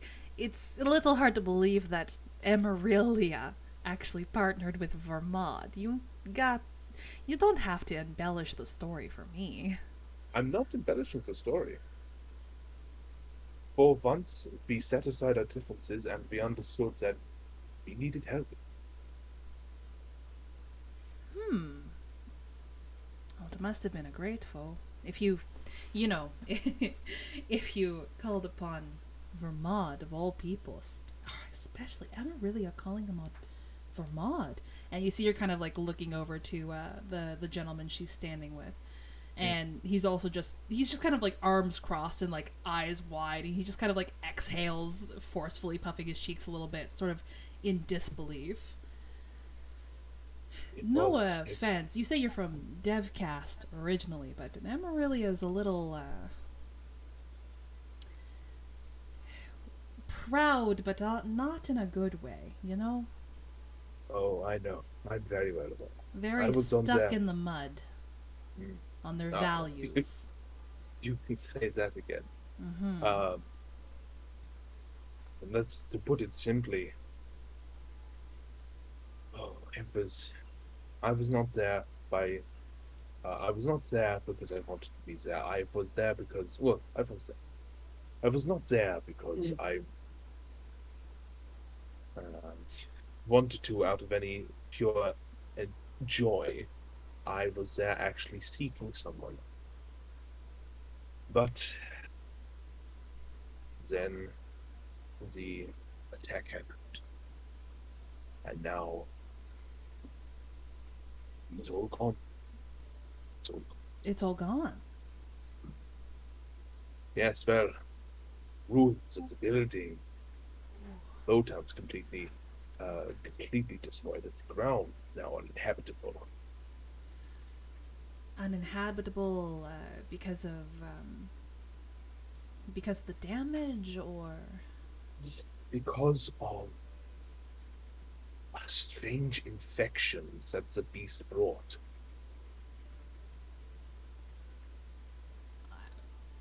I physical, magical, spiritual. Hard to say.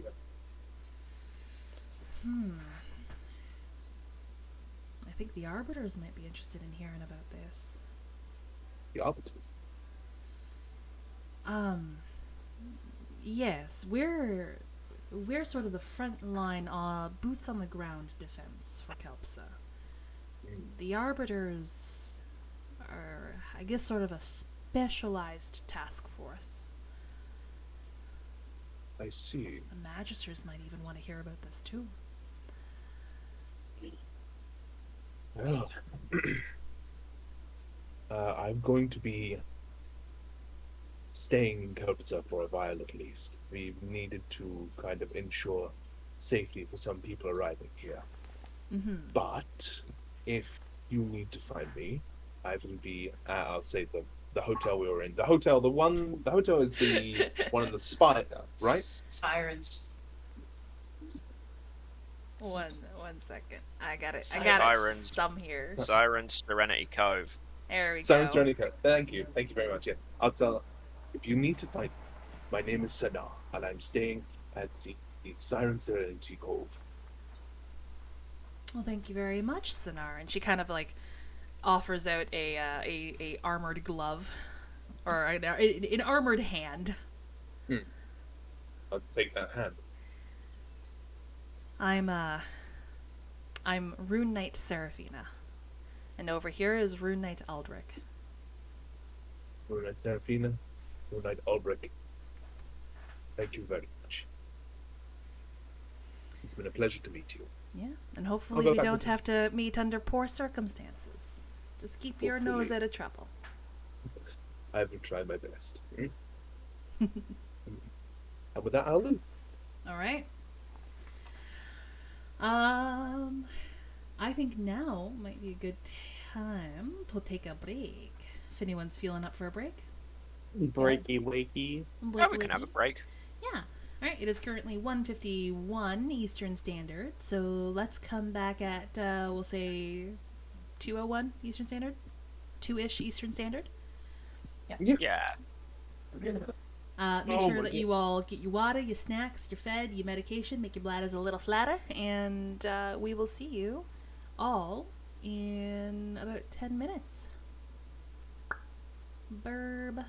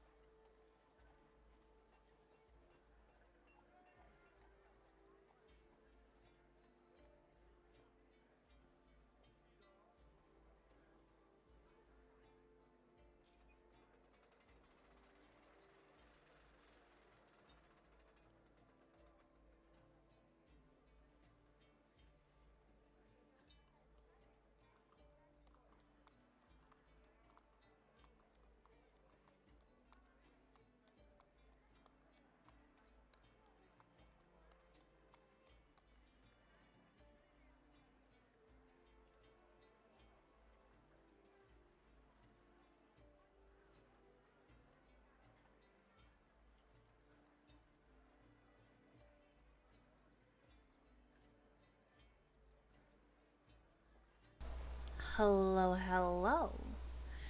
So apparently the players aren't quite ready to come back yet. But I'm here. I believe Cleve is an int bard because of the amount of knowledges they call upon.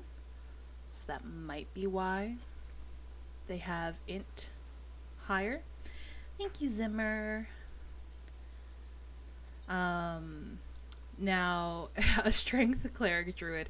Monica started off as a druid specifically, and then picked up cleric later on. It's definitely an interesting bit of stats across the board. But I do believe Walter the Hagborn does have a belt to make him strong. Possibly. Basically, all of the players, I gave them an uncommon magic item for free. And where Walter joined a little later on, I think I gave him a rare magic item for free. I can't quite remember. I can only stall you guys for so long. I'm going to bring them back. Hello? Hello? Hello, Hello? Hello? I need help stalling. Jebel. Hello? That's okay. Just open it back up and we'll wait for him to come back. Yeah. How's everyone's break? I made tuna fish. As I suppose. I made a salad. Excuse me.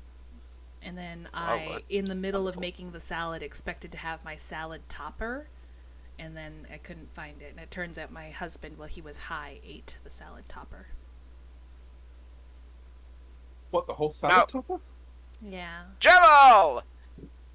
Hello, sorry. What do we mean by salad top? Yeah, like, Have you, Bananas, have you ever, like, gone to Costco and gotten, like, the broccoli salad kit? You know, like, the little sachet of, like, the dried cranberries and sunflower seeds and shit like that? Yeah. That's a salad topper. And in fact, that's the very specific salad topper I had.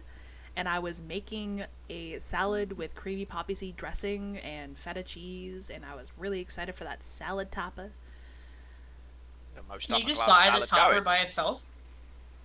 Yeah, Oh. because he was high and wanted something salty, apparently. Also, what did you say about my salad? It says it's the most upper-class salad going. Well, what do you have for salad? Well, salad in the UK is shit. Like, you get some brown ass lettuce that someone's pre-bagged for you and some mushy ass tomatoes. Salad here is fucking dreadful. This sounds like you need a salad topper. Man. Yeah, You guys eat salads? well, not by choice, no, but when the opportunity comes round, I suppose I do. Yes. I don't eat salad at all. Coringa, potato salad's a salad. I don't eat Is it potato though? salad. It's got salad in the name. Yeah, I eat egg. so does Then salad egg cream. salad. Then egg salad. Okay. Yeah. Oh, listen, don't Chicken don't salad. start on salad cream. Hey, hey, They hey, don't hey, have hey, any there. hey, hey. Ambrosia salad. I'm disconnecting. No, get out of here. I don't know what that is, but Take Oko out of her own stream. No! So It's ambrosia something with cream salad. No, ambrosia salad was really popular in the 40s and 50s, I believe, in America, where you would take like a bundt pan and fill it with Jello and shit that shouldn't go in Jello.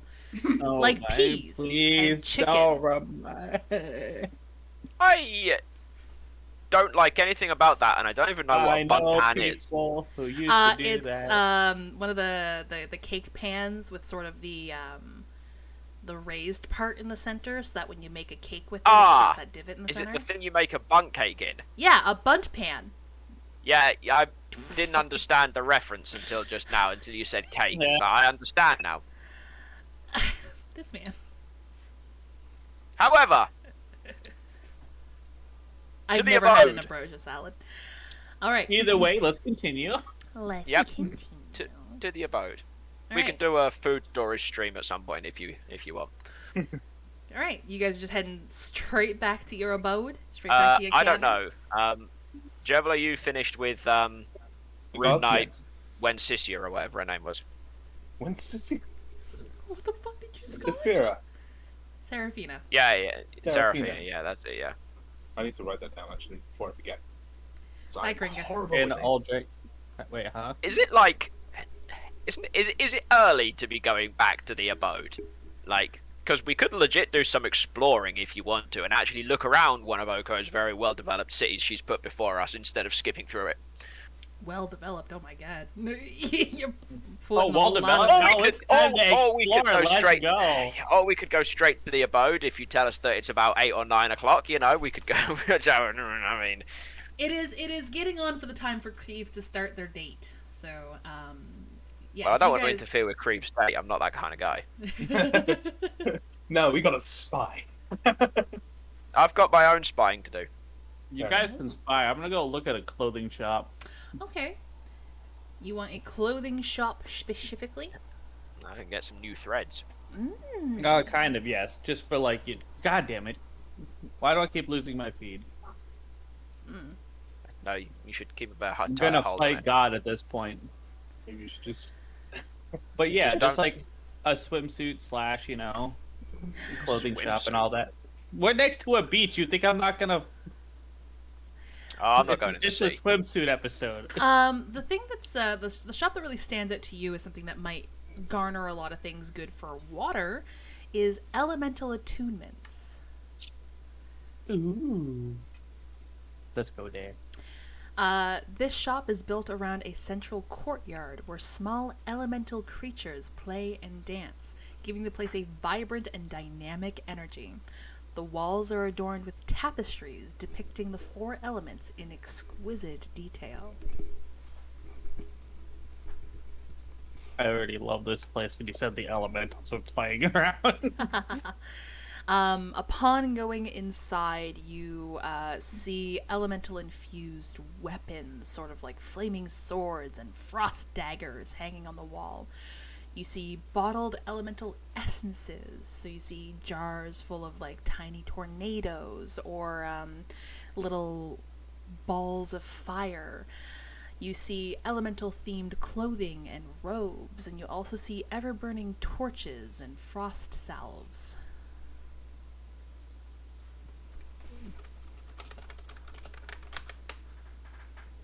I guess I look for a clerk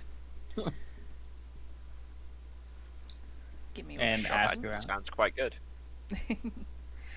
Oh, so I saw you said fireball and a jar. I'm like fireball. Fireball.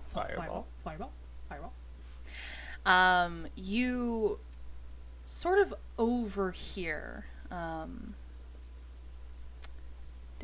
on. I just need to remember the notes I wrote on these people weeks ago. You overhear sort of a deeper chuckle from deeper into the shop. And upon investigating, you see a gentleman with dark clay-like skin, and decorated through his skin, you see veins and freckles that emanate an almost lava-like glow. You see small pointed ears on either side of his head and a shortened tuft, I guess, of fire-like hair that sits on top of his head. He's sort of trimmed and shaved along the sides, well, quote-unquote, as much as you can trim and shave a living element. He exudes almost a warm and welcoming aura as you see him with a small silhouette of fire in his hands. As he just sort of gives another chuckle of just, all right, don't get in any trouble now. You can go out front and play with the others. And you watch the small silhouette of fire sort of gleefully jump from his hands and onto the floor and move its way past you between your legs and then back out the front door. Hey, I want one. Can I? are we all going to end up leaving with pets? Oh, I need Jesus I Christ. need my adorable elemental child to cherish. Unfortunately, elemental familiars are a little dangerous and a little more regulated. You would need to have a permit. However, I can possibly interest you in something else. What are you looking for? Well, at the moment, I'm currently looking for something, for the beach. It's my first time in Kelpsa, and I would like to enjoy the ocean while I have it. One second.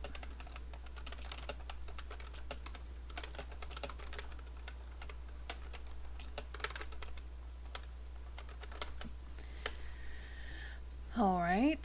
So you're just looking for swim attire? About, yeah. I could easily sell you something that will do well in the beach for a gold. And too expensive for my blood. I don't even have a gold. I'll pay the gold for you. You're not with me. I Unless just people- figured that we all went Yeah, together. I kind of thought y'all Oh, I went didn't know. together. Oh, I didn't know we all went. I just said I was gonna go look for a shop. I didn't know people were following. Okay, I won't pay the gold for you. Baz is I here. ju- I Baz just wants don't to go know. shopping. I was I- gonna say, I- is everyone coming? I mean, when in Rome, Sure, you know what? Let's all go to the beach store.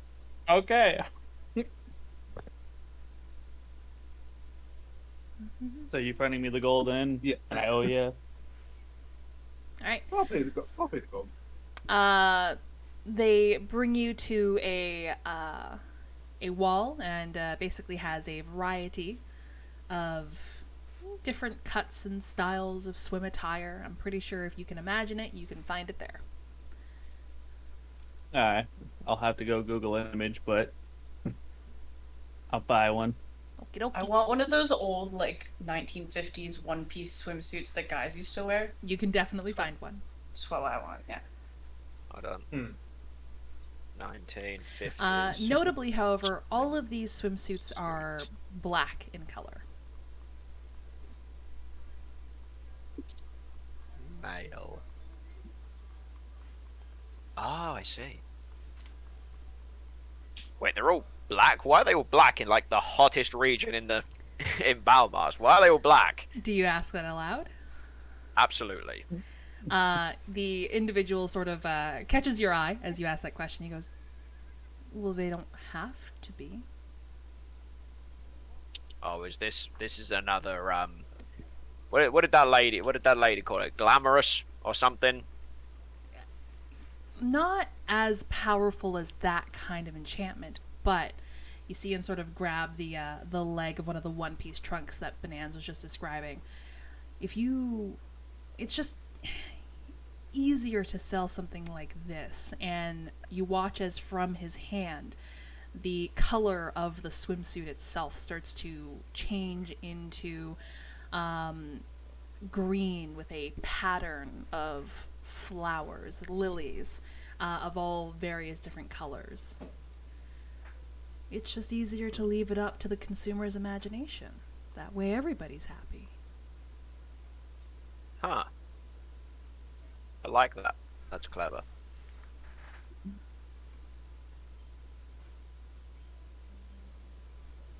I don't think I'll buy one of these, but That's my outfit. Did you post it where? in the Discord? Ah, Yeah, put in the OC. I see. So yeah, you would Uh, buy it yeah, I don't black, think that would suit me. but when upon donning it, you can give it that color scheme. Did you happen to say that there was like a frost dagger or a glacial dagger in this shop? Mhm. I'll point up at the thing. Is that for sale? The frost one. Yeah. Well, I didn't realize there was another option, but Oh yes, yeah, that's the one. there's a flaming one as well. There's Oh. basically every item here has sort of some elemental flair to it. So there is a variety of items. I'll no, the frost one. I already have this flaming long short sword with a fancy dragon's head on and a nice red shiny curved blade type deal. So I'll ask about the frost dagger. Okay. Give me 2 seconds here. If you My keep it cheap, I'll internet buy is it now. going at a fucking snail's crawl. I am. I don't even know if I'm still live. I can still see you. I can still see you, but I am 7 seconds behind, of course. If you keep it cheap, I'll buy it now and might consider a swimsuit. I mean, magic isn't cheap or easy. But daggers aren't expensive. Depends on the dagger, my friend. Well, I don't have a dagger to show you, but I would pull one out if I had one and say, well, this wasn't expensive. Though I do think this, actually this short sword man in Devcast made for Dragonborn in Devcast made for me was rather expensive. So, but he at least made the dagger, the sword.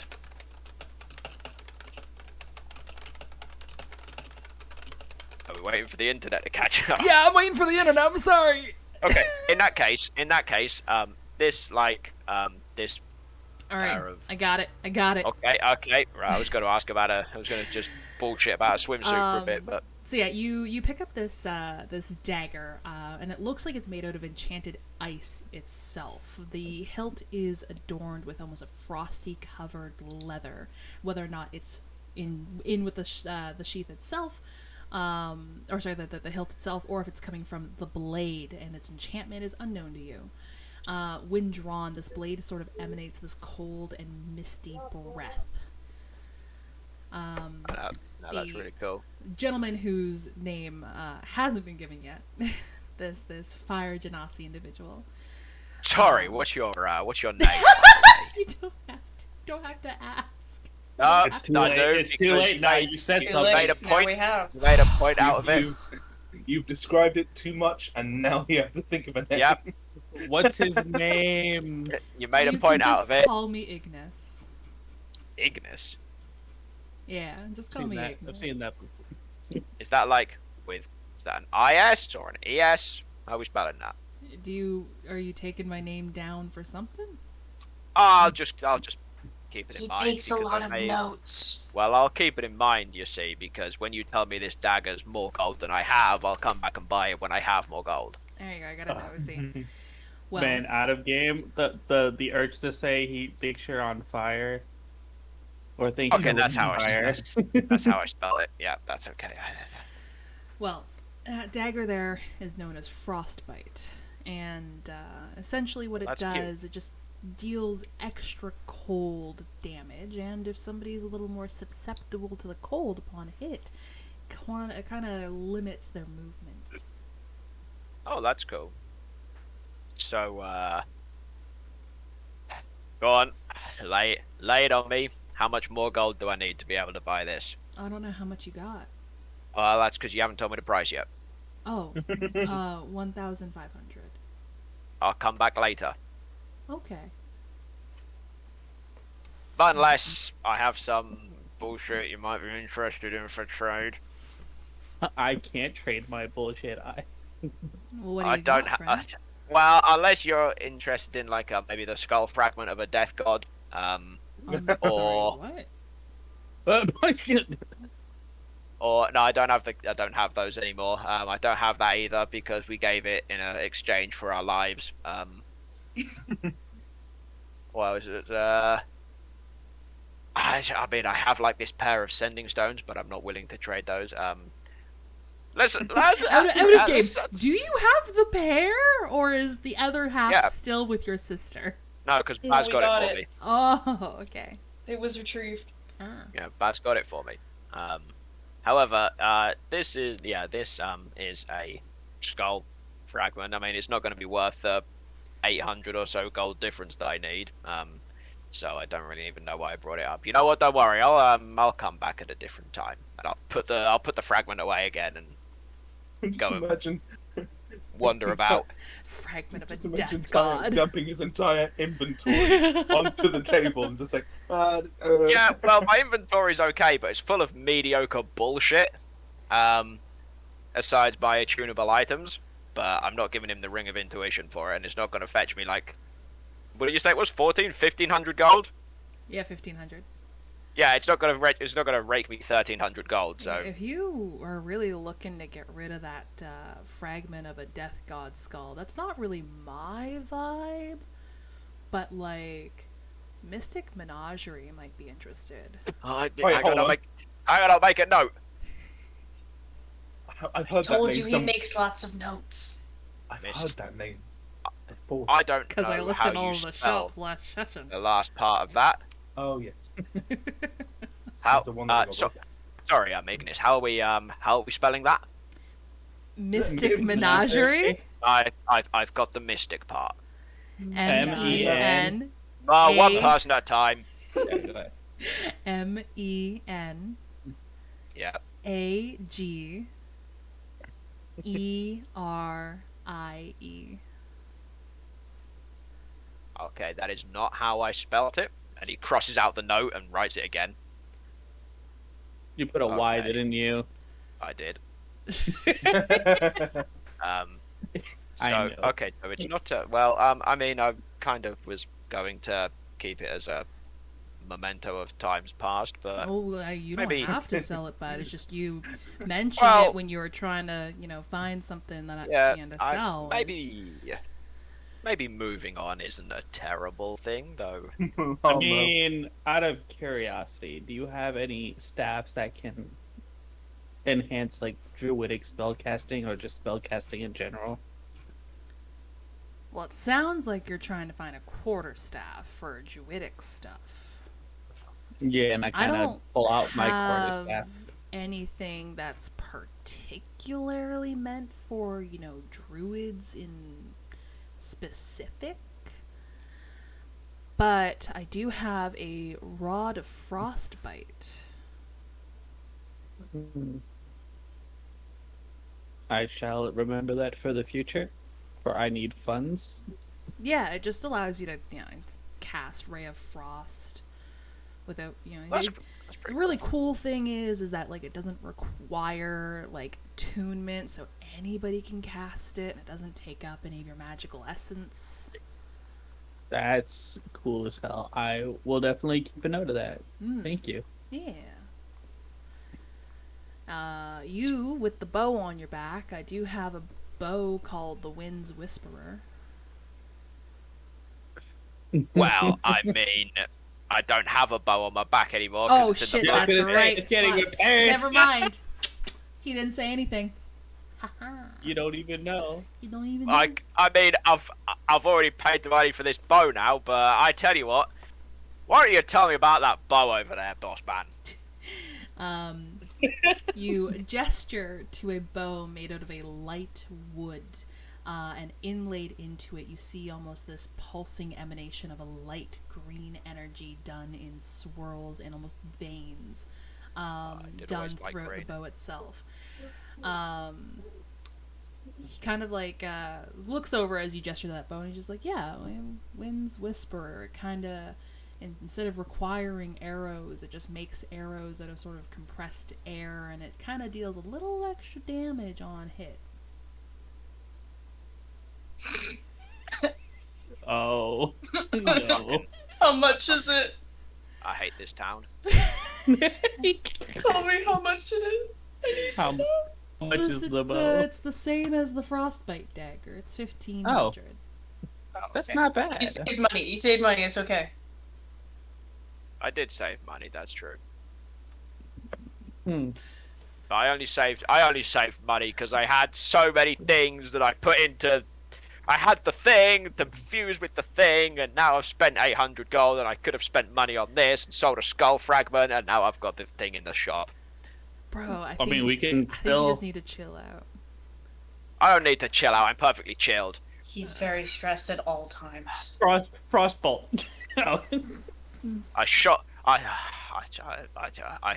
the whole load too early, and now I haven't got anything left. That's what you get for spending all your money at one store, the first store. Can we It go was to a good Mystic deal, I Menagerie say. now and check it out? I could save money, and now I need to go to this other shop where there's probably some abyssal entity running it, and now maybe sell a skull fragment for some money. Thank you for your time. I'm sorry to have wasted it. He's It's okay. sorry. I mean, I got to talk to some pretty interesting people. You're fine. No time's wasted here. I'll go Okay. outside. Okay, I love Ignis. I definitely might come visit later at some point. That Sure. quarterstaff of Frost Ray sounds pretty cool. Yeah. I swing the door open again. Do I need to attune to the bow? Let me go to my notes. Yes. You saved money. See? You saved money. I've saved money and attunement. So Exactly. Suddenly, this doesn't feel so bad. I slowly close the door and go back outside. Someone buy Ty a swimsuit and bring it with you. I can't buy it. Sonar, tell you, but Sonar and Baz are like picking out a swimsuit for Ty. Like, "Ooh, would he like this one? What about this one?" No, that color would not match his eyes. No, absolutely not. you need this when it's his Again, skin the tone complexion. the colors are all black. The wearer gets to decide the color. Exactly, but it still wouldn't match. It wouldn't match. Okay. Do you have the directions for Mystic Menagerie, my friend? I'm glad you asked, because I was Do you have otherwise the going to what? harass somebody outside. The directions for Mystic Menagerie, because we don't know where the hell we're going. Yeah. And he'll give you some loose general directions. Right. All right. Yeah, I was going to say, as I don't know and don't know how long they're going to be, I asked the same question to a randomer outside who looks like they're approachable. I was gonna say I'm heading out after that. Okay, in which case I will not do that, and I'll just assume that they're going to tell me. All right. You are asking a random individual outside where Mystic I'll just- Menagerie is. Yeah, I'll just harass a random individual about where it is that looks approachable and doesn't look like they're going to get too upset by my line of questioning. You approach a gnomish gentleman and ask him where Nah, Mystic not that one. Mirage. Why not? He hates not that gnomes. one. Could It's it, his could it be favorite like, enemy. Oh I my don't know. god. Can it be like an elf, perhaps? What a gnomicist. The freaking Is Ty elvish low race of key them in fantasy here. racist? Is there an elf about? I'd settle for a half elf, not a drow. Damn. Fuck. Racist But I had a elf. bad experience with a drow once. She cast cloud kill on me. What did you have? What's wrong with a gnome? 50-50. You're not talking about their height. That's fucked up. Ah, that's funny. Alright, we can go with the gnome. Fine, we'll go with the gnome. You But asked he's for not an gonna be approach- happy about it. I'm gonna be Anywho, upset. gnomish gentleman. You ask him where Who's a Mystic very nice Menagerie guy. is. I do. Yes, with a smile do. on his face and a happy tone in his speech, he tells you where Mystic Menagerie is. High in the back Thank of you. his head. I fucking hate this gnome. Thank you for your time. Not a problem, friend. Now don't you feel like an asshole? Nope. God damn it. So you guys still searching for swimsuits? Because otherwise we're... Oh, swimsuits bought and paid for. Done. All right, yeah, they're all a gold each. Right. You all make your way to Mystic Menagerie. Baz bought Ty a matching swimsuit to their own, just for funsies. Okay. Yeah. I don't even know what yours looks like. You will when you get it. Fair enough. You approach Mystic Menagerie, and the outside itself is a darkened color. The windows are sort of tinted, but what you can see upon further inspection of the windows, you see some bars. You see some iron bars. Upon entering, you see this wide-spaced shop. The shelves are lined with glowing jars containing various magical creatures suspended in enchanted liquids.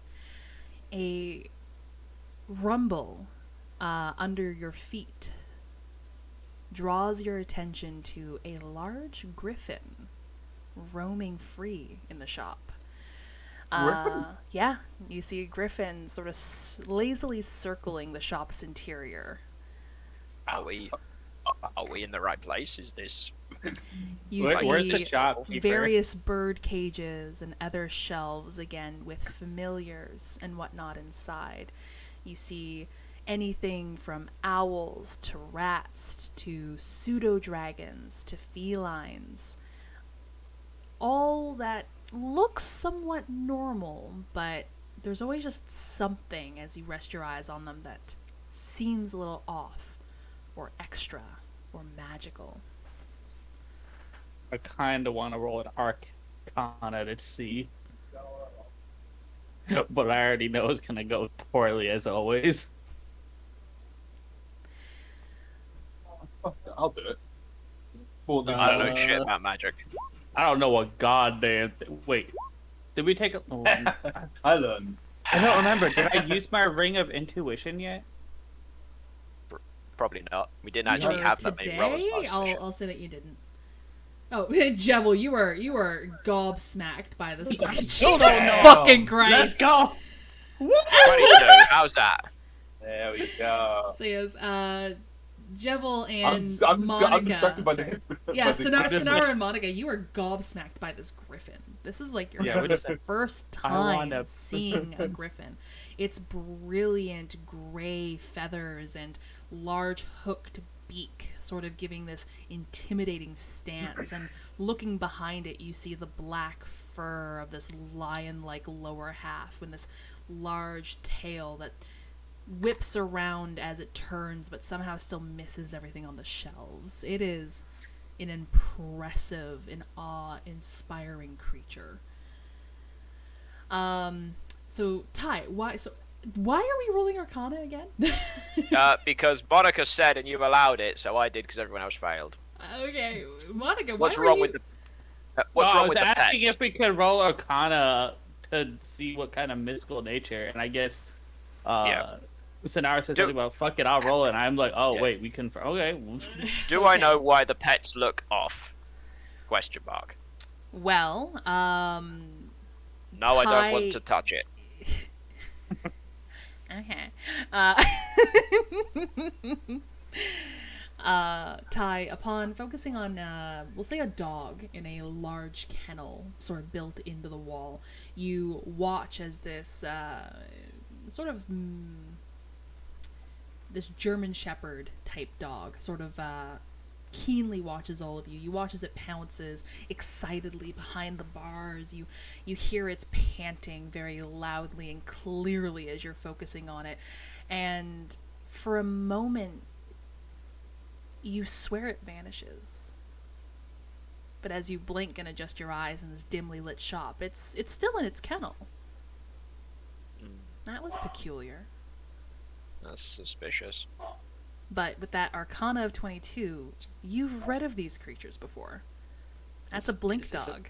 I was gonna say, is this a blink dog? Yeah. Does that mean this is a blink griffin? No, I Dad's think it's putting just their a hand regular up to pet griffin. the puppy. The Oh, rest it's are just a- blink creatures. It's just a regular griffin. Okay, I guess that's fine. It's just I a just wanna regular pet mystical creature.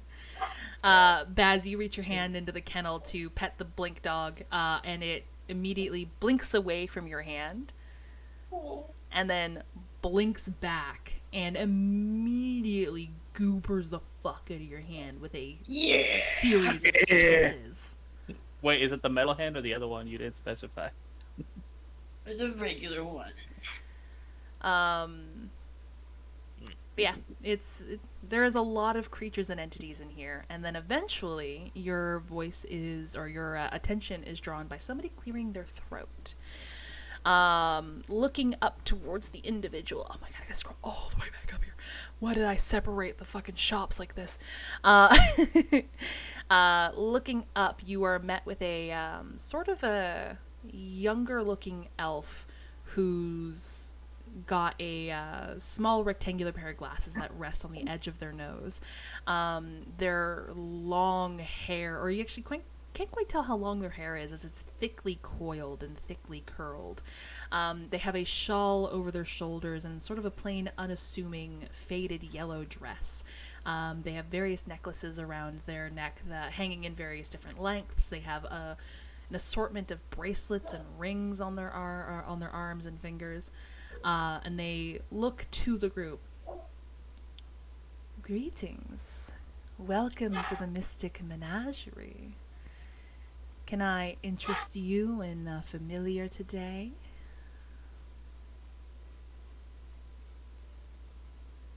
I love him. However, well, no, not for me. A person recommended your store as perhaps a place to potentially sell something like this, and I'll pull out the death skull fragment, and I will tell them that this is a fragment of the skull of a. Riddled with evil. Yeah, it's from the avatar of a Simply death god. Emanating and dripping necrotic energy. Yeah, it was, well, the entity's now dead. There's the avatar of this death god. It's But, rather funny you're claiming an entity of death is truly dead.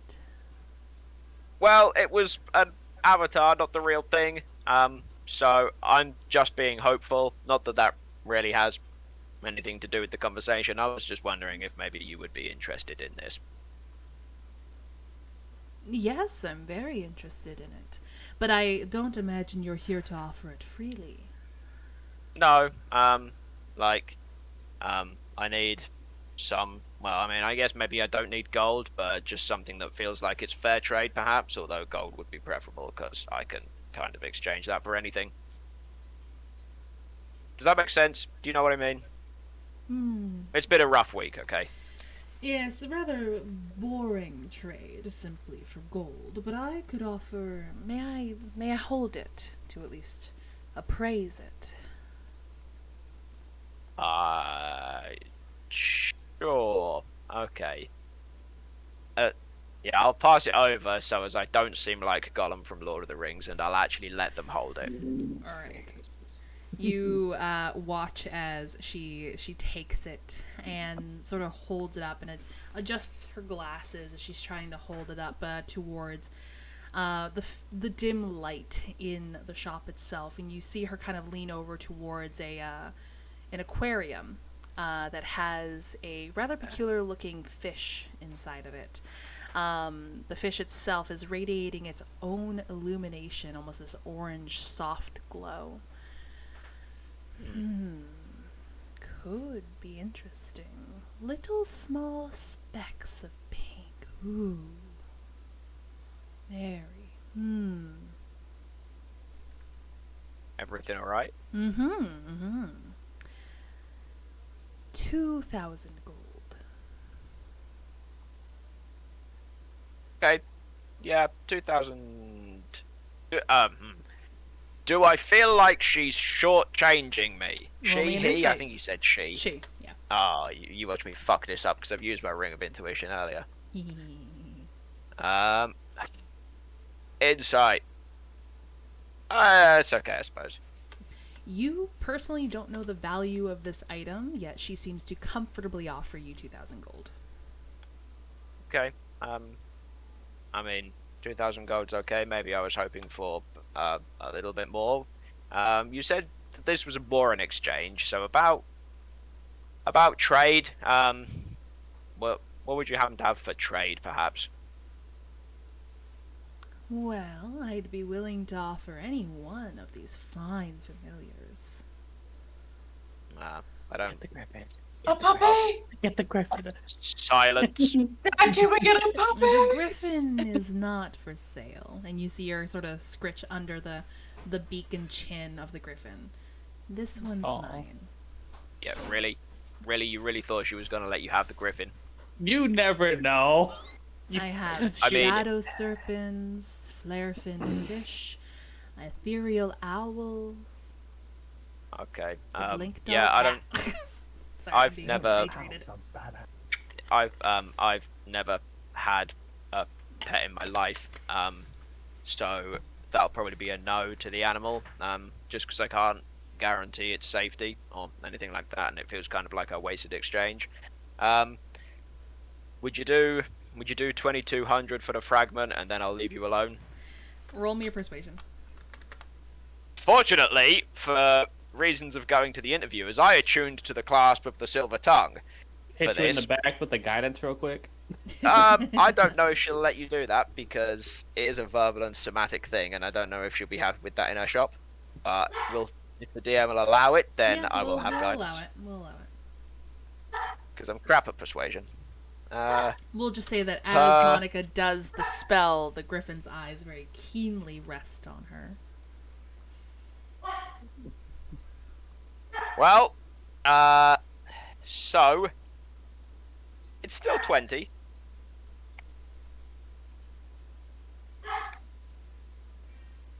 It's not bad. It's not bad. I rolled a 1 on Monica's guidance, unfortunately, which is why it's red. You see her sort of again, like with the bone fragment in hand, and she crosses one arm and she's kind of like holding the bone fragment up. I guess I can do 22. Follow Lovely. me to the cache. Sure, okay. And she leads you a little deeper into the shop. Sorry, burps. Yep, she goes up to the cash register and you see her take out, she places the fragment on the counter so that you can see it still, so she's not doing anything shady. And she leans down behind the cash and you hear the clinking of coin. And she eventually pops back up and puts a satchel on the counter.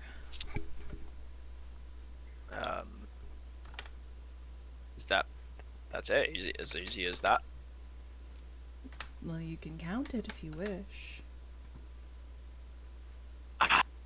I mean, she's not giving me any reason to distrust her, so I won't bother. All right. So I'll take it on good faith that, well, I'll actually say I'll take it on good faith that you're in fact not shortchanging me, but you've given me no reason to distrust you, so I'll call it a fair trade. And Not to discourage the trust, but be mindful. Some people, especially around the Dock District, might not be trustworthy individuals. True, though I do have a good eye for picking up vagrants, I suppose. So I think I trust you. Well, thank you kindly.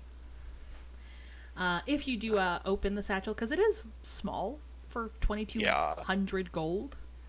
If you open the satchel, Okay, well that's immediately you see- suspicious. I'll open it and look at it. You see the brilliant gleam of platinum. Oh, how much is it in platinum then? 220 platinum. Okay. By any chance, there's like, did you say there's 10? There's 10 gold in the plat. No. There's 10 copper and a silver, Yes. right? Yes. Okay. By any chance, could I exchange with this lady my 924 copper, and I have 14 silver, right, which would give me 140 copper. If I make this even, can she give me a gold piece and I can exchange some of this bullshit shrapnel? This isn't a bank. Yeah, but it's only one. I only want 1 gold. We can go to a bank for that. You know what? Sure. You- She'll exchange you your do- copper. We'll just make do you this do easy. exchanges?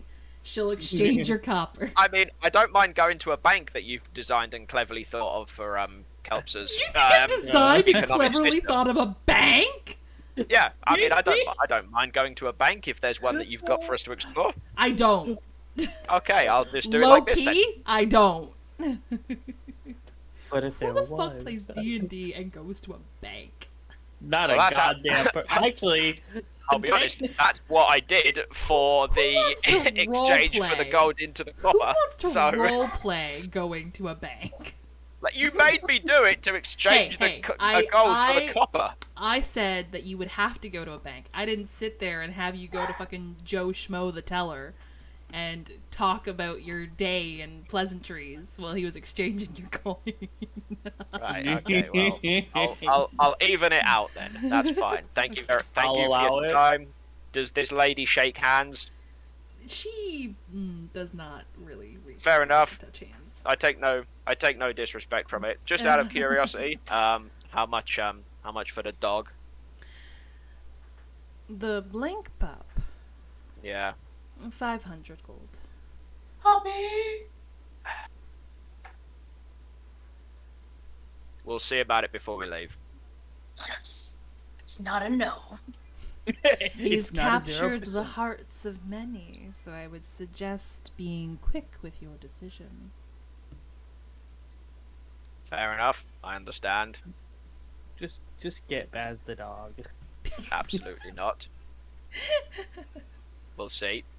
I need to know that they're not going to do anything shady with the dog and that they can in fact be a well-behaved and disciplined individual. Worst case, I can take care of the dog. I have my own animal I've taken care of. Marvelous. Buy them the dog.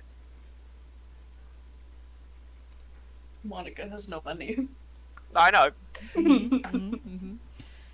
Just casually steal Right. size money, just kidding. I'll go outside. All right. Job It done. is. It like you at this point. I'll say that you've probably got like a street, a large street along this district here where the shops are, that looks down to the port district and to the vast ocean leading off into a seemingly calm and empty horizon. And you guys are able to see that the sun is setting off on the Okay. horizon. So, It's so now's an cascading acceptable A time. beautiful medley of pinks and purples and golds across the ocean. Okay. So it's now acceptable to go back to the abode, right? If we're done in the town. Anything? Does anyone want to get some food? Yeah. Go back to the Anybody wanna- cafe. Anybody want to buy food? Like, there was that other place, because we went to some place, didn't we? We went to Uh-huh. Deep Sea Delight. There's also apparently Coral Cafe if we want to go there because it's something different. Yeah, Coral Cove Cafe. Oh, Coral Cove Cafe. Sorry, I've just got it as Coral Cafe here. Okay, Coral Cove Cafe. Ooh, If actually, anyone was feeling that, assuming that it's open at this time. I'm used to that noodle shop being available all the time. 24/7. time. Oh, we don't even know if the people from the noodle shop survived. I'm not sending that message. I'm wanna not find out. sending that message. I don't Wow, want to that's- find out. So as yeah, I suppose as Ty remembers that, he'll like his mood will change a little bit back into, you know, being a little downer about things. It's like, well, that changed the theme of the day, didn't it? Sorry about that.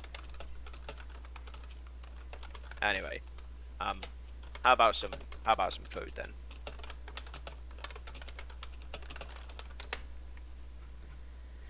Right. So yeah, there's a few different eateries that you guys see as you walk around. Neptune's Nook, what was that other one? Siren's Silence, the Fin and Fable Tavern, Enchanted Eel Eatery, Mermaid's Oh. Morsels, I mean, the tavern's gotta sell beer. Nautical Noshery. Do we want to get drunk? Do we want to get drunk tonight? Is that what we're doing? If we're gonna get drunk, I could use the mansion. Well, no, we'll just. And you we'll just don't have we to paid pay. 10 gold for the. We paid 10 gold for the place overlooking the sea. You could literally get free beer and then leave it. Yeah, but But you guys are on vacation. I've seen you. I've seen the inside of your mansion. I've not seen the inside of here. What's it Listen, called? I'm Fin? the one.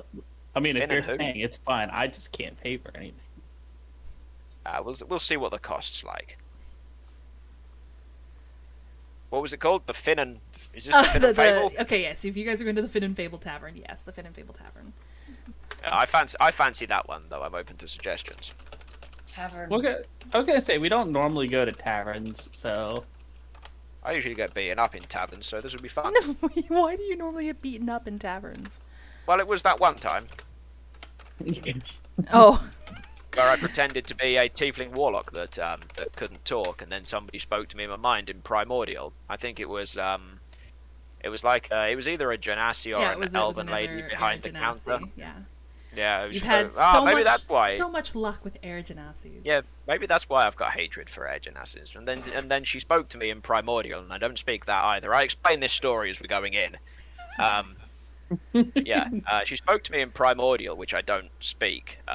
But she also spoke to me in infernal, which I also don't speak. Strange for a person who speaks, I don't know, 8 languages or something, that she didn't happen to stumble across one that I do actually speak.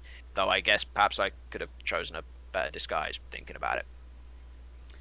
As you step into the Finn and Fable, you're greeted by the warm glow of antiqued brass lanterns suspended from wooden beams overhead, casting a soft amber light throughout the space. The walls are adorned with weathered ship wheels, fishing nets, and an eclectic array of seashells, all meticulously collected and collected to create a sense of maritime wonder. The centerpiece of the tavern is a massive, intricately carved driftwood bar, its surface adorned with barnacles and colorful, aged fishing floats. Behind it, shelves are stacked with an impressive selection of bottled spirits, each adorned with a mythical sea creature or a maritime legend. The bar stools are fashioned from reclaimed ship timbers, inviting patrons to take a seat and engage in lively conversation. Okay. I do have a little more description if you guys want to hear more. go for it. Yeah, I'll hit Yeah, more. absolutely. Yeah. A collection of vintage nautical maps and seafaring tales are framed and displayed, offering both decoration and inspiration for the establishment's name. Overhead, a series of hand-painted murals depict enchanting underwater scenes featuring mermaids, schools of vibrant fish, and hidden treasures awaiting discovery. The tables and chairs are crafted from polished driftwood and adorned with maritime-themed cushions, ensuring both comfort and style. Soft, melodic sea shanties play in the background, adding to the ambience, and a subtle scent of salt water and seaweed lingers in the air, completing the sensory journey into this magical maritime haven. That's kind of cool. Smells like salt in here. Yeah. I wrote these a while ago. Who's serving? Who's is there like a barkeep, or do you get table service here? Oh, there's a bar you can sit at, and there's also booths and tables. Well, I'll sit at the bar. Okay, we'll all go sit at the bar. I was going to go to the bar and get a booth, but we'll go to the bar. The bar's cool. Okay.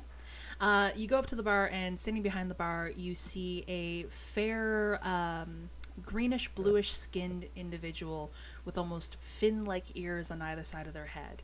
Their deep purple hair is pulled back into sort of a ponytail, and their hair pulled back reveals their neck, reveals gills on their neck.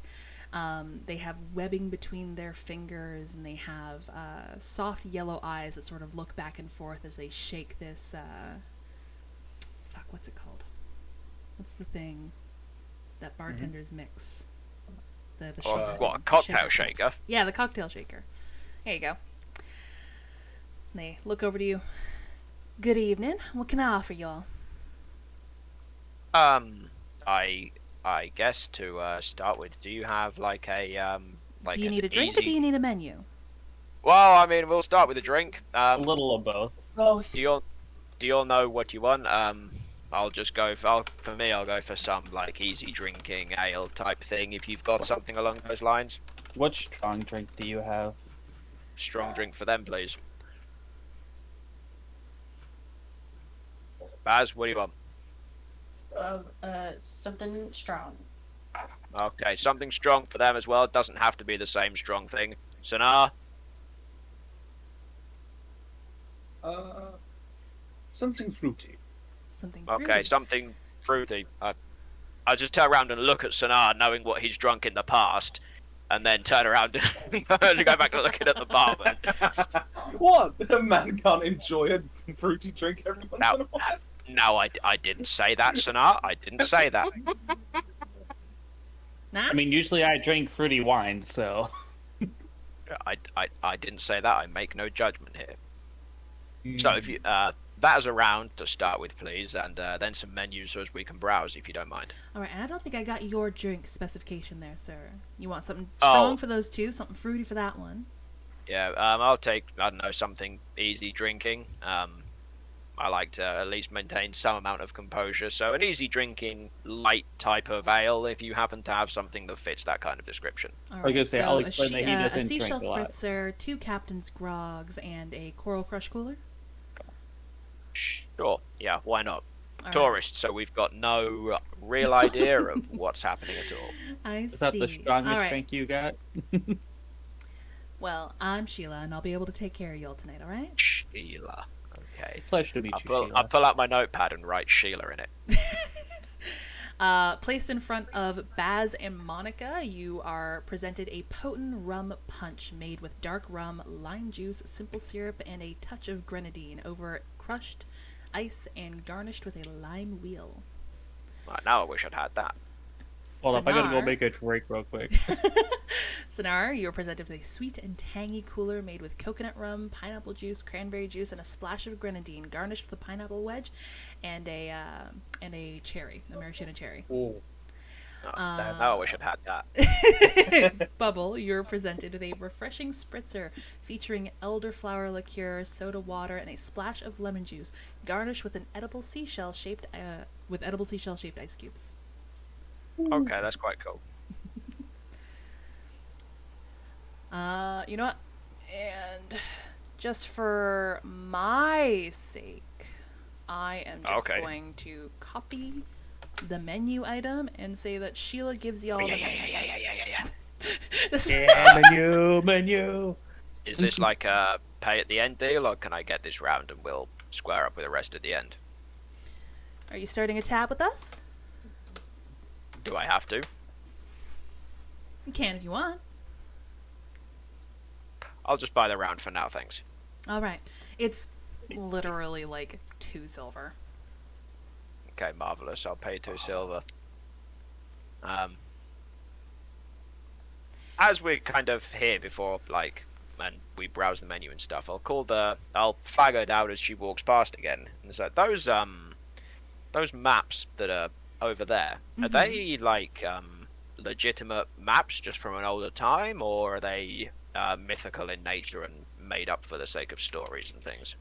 A little bit of column A, a little bit of column B. Fair enough. I'm gonna go and have a look at the maps. Do I see on there Valtoria?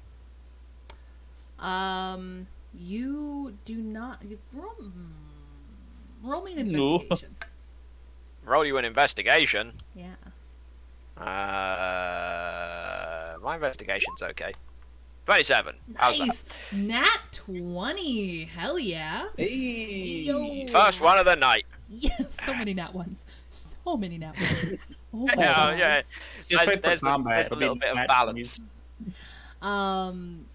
You go over and you start perusing the maps, and you see that some of the maps actually come from different parts of the world, parts far off from Belmas itself.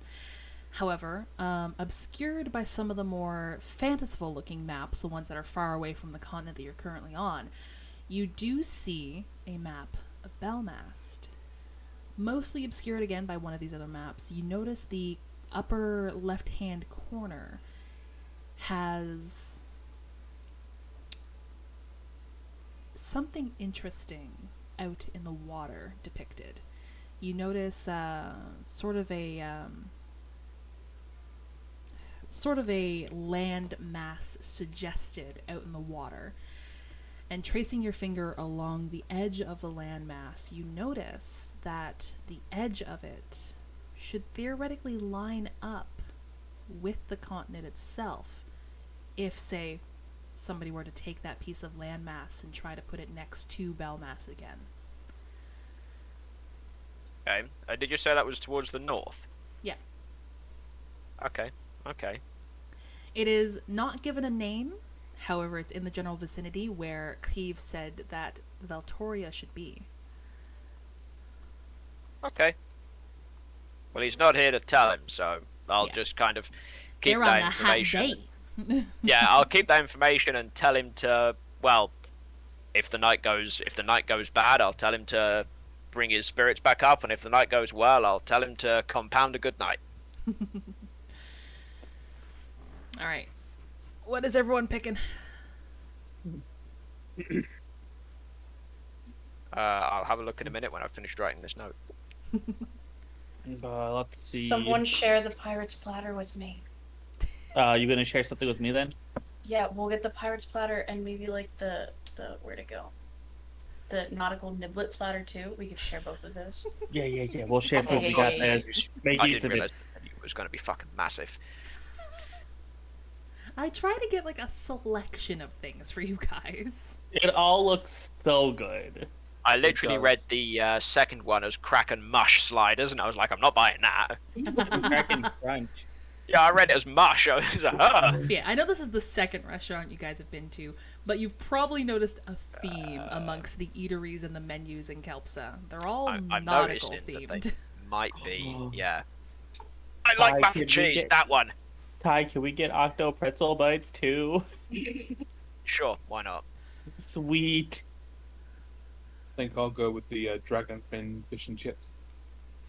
Oh yeah, Octo Pretzel Bite sounds nice. We'll get 2 sets of those. If it's got cheese on it, maybe I don't want the mac and cheese in that case. You just get both.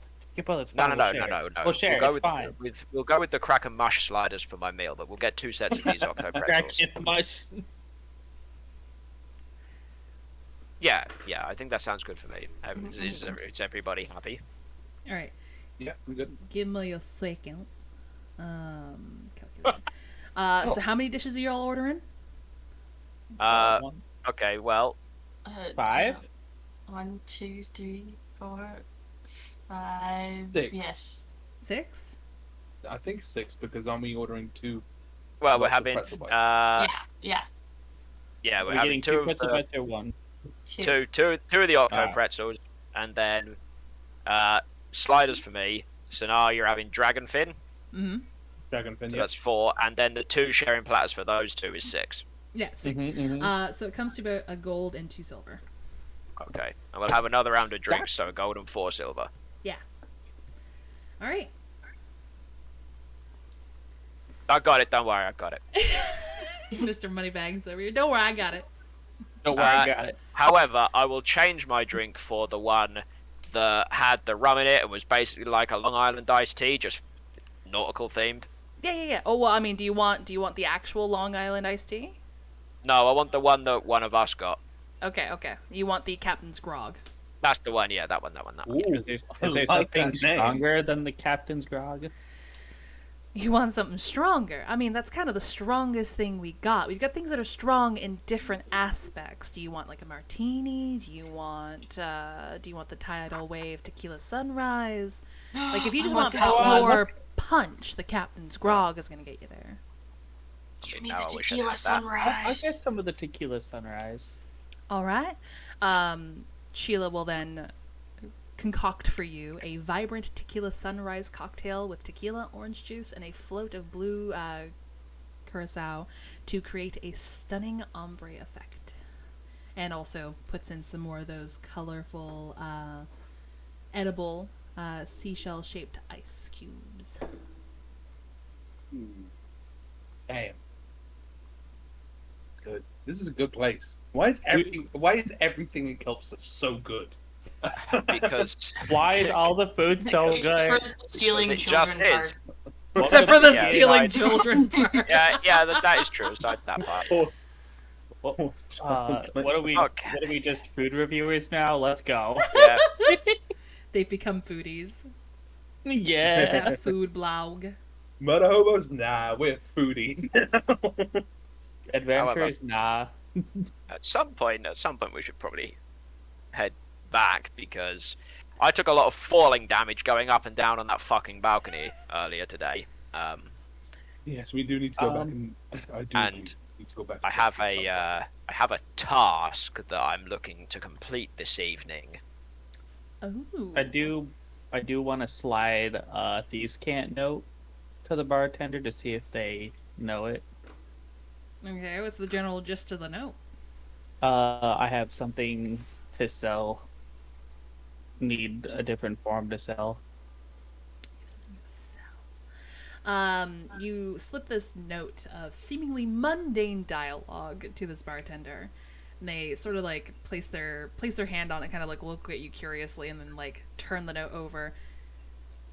I mean, I guess the tides are fine. I'm not really much of a sailor myself. Sorry, just some random jargon. Yeah, I take it the grog's getting to you, huh? Yeah. Oh, that's a shame. Plan B. We'll do that later. All right, you guys are presented with your food. And is there anything else you wanted to do at the tavern? Eat this food. Eat this food. Nom, nom, nom, nom, nom, nom. Delicious. Denar, can I steal a bite of that fish and chips? I'll share some of this platter. Oh no, absolutely. I have some. Don't mind. I offer you calamari rings. I'm gonna take one calamari. Hell yeah. So how hot is that fiery dragon-inspired dipping sauce? It is fairly spicy, but I imagine you're about to say that Monica's used to spice. So, Nope. oh, Monica's not. Monica is not Are used to you spice. baby mouthed? Yes. You've made a mistake. Constitution saving throw now. You've made it. Yeah, what Constitution I'm- saving throw? Fuck Listen, it up. I drink. Give me I that don't coin. have spicy. Give me that coin. Oh, Nat 20! No baby mouth today! you feel that burn and sting on your tongue, and you immediately are like, I need to get this out of my mouth.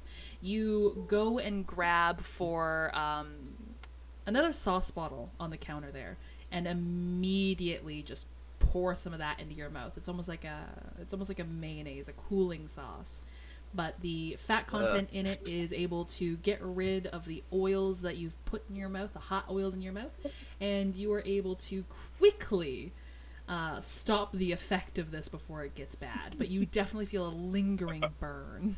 I get my hunger no. You need to be more careful. I didn't know it's hot. It's so hot. You now have mayonnaise in your mouth. Ah, Rule 34 hours, you know what to do. No. Don't listen to me. Don't listen. That's your restoration cooling down. Man, close mayonnaise. oh God, no. Is no, mayonnaise an instrument? Okay, I'm sorry. okay. Why are you Are you- so happy every- you said it? Everything all right over there? Yeah. It's fine. Fine, it's A little hot. Okay, get some water. I guess the Gemma, law. are you gonna be okay? Give me a second. Devil's dying. I don't think they heard, Jebel. I don't think they heard. Apparently, that alcohol's stronger than stronger than we No, thought. I'm good. I good. can't breathe. I'm good. I'm good. I'm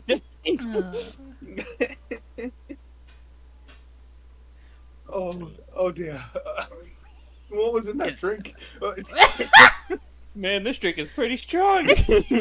Okay. It's, I don't think it was quite Monica's hot tongue that broke people. I think it's what I said afterwards. Yeah, I did hear. We'll see if it comes about though. However, if we're ready to go back to the thing, the place, is everyone? I mean, Spent enough money on yours already. Wait, I'm Spent down to drink. effectively 2 gold on them, and you're like, all right, you freeloaders, just spent enough gold on you. I've spent more on them than they've spent on them this trip. Because they're broke. That's not my fault. I spend money to keep us alive. That's not my fault. You should be more responsible with your finances. I'm gonna hit him in the back of the head. Ow. Roll initiative. The deadpan no. ow. It's like, no, because that's a fight I might lose at the minute because I fell a lot earlier. That's fine. Just wait till I still have a wild shape left. I ain't scared of you, Ty. Well, you might be. All right. Anyway, let's Oh, wait, go. Let's go to our hotel. Alright. Yeah, you guys start heading through the darkened streets of Kelpsa, but that hasn't made them any less busy. As you guys go through the city center, the city square, you notice a large courtyard that is illuminated through dancing lights and other ever-burning light solutions, like the crystal lights that you guys are familiar with in Emerilla. The courtyard itself is a botanical garden. I have a written thing about that there too. Give me a second to find it. I have so many notes. So many fucking notes. Yes, nestled within the heart of the bustling city, the enchanted Nocturne Garden is a celestial haven that awakens as the sun bids its farewell. Illuminated pathways wind through this breathtaking landscape of luminescent flora where moonlit lilies and that's a word. Where moonlit lilies and bioluminescent mushrooms guide the wanderers along their ethereal journey. The garden's centerpiece, the pond of moondrops, mirrors the heavens above, reflecting the serene dance of stars, while statues and sculptures of mythical beings almost come to life in the shifting shadows. Under the celestial trellises adorned with lanterns, resembling stars, fragrant. Oh my god, where'd my tongue go? Fragrant blooms perfume the air with their delicate scents, creating an oasis where the realms of magic and nature intertwine, inviting visitors to lose themselves in the enchanting embrace of the night. Man, that's real nice. Earlier, you all heard quickly scrawled Quill, the Tabaxi, invite Cleve to the botanical garden. Oh no. And you suspect that this might be it. Guys, Do we I think see we them? should. Are they here? I think we should move quickly. I don't want to. You gonna roll a Don't want to perception? interfere with Creep's date. Hell yeah. Date crashers. No, let's not. 18. Yeah, it's not hard to miss Cleve. He does kind of stand out even in this city filled with so many different types of people. Yes, he seems to have a smile on his face, and he seems to be wandering with Quill. I just nod and get a smile on my face, and I just keep walking. All right. Good choice. Good choice. As you guys start moving away from the densely packed city center and start going down towards alleyways again, starting to go through a residential district as you are making your way back to the peninsula where your rented cabin resides, you overhear a commotion. Nah, job. Sorry. I'm curious. I I'm gonna at least, investigate. I'm going to turn my head. I Look in the watched them direction of the investigate. commotion. You watch them investigate? Yeah. Yeah. Only from about 30 feet further back, but I Yeah. assume another check, or Yeah, roll me perception, those who want to tune in. nah, it's only a 10. oh, 16's good. I don't feel like I need to if 16's good. With a 16, Jevil, you hear a woman sobbing. Oh no. You hear a child also crying and panicking. You hear the clattering of armor. Oh. Oh no.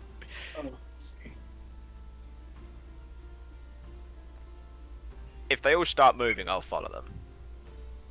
I'm not sure. I. Jeb Oh, was the yeah, only I one don't who's know. picking up this much. Yep. Because this isn't. I know what this says. But oh. The one who has the biggest. So what do This you is- do? Since when has there ever been any harm in looking? I mean, at the end of the I'm- day, it's your choice. Oh, it's gonna scream. It's gonna absolutely scream at Sanar to go in and intervene. Do what But Sanar it would takes- do. But it takes every inch of his willpower not to intervene. Are you just continuing on your path? No, I'm standing there and I'm watching. All right, Sinar has moved. Okay, I'll go with him. You guys... Is it a hurried move? Is it a hurried move? It's like, if I- it looks like he's clearly going after something, then I'll go with him. Sanar is. You're gonna just see Sanar just stop dead, and he's just gonna be Hey. looking. His knuckles are white around his sword, but he knows he can't intervene. Yeah, you guys don't Okay, if see it- anything. You just hear anything. Or you just hear if he's- something. If he's grasping the handle of his sword, I'll go over to him, because that's a bad sign if anyone's doing that. If Baz doesn't hear anything, they're gonna like try to push through the crowd to see what's going on.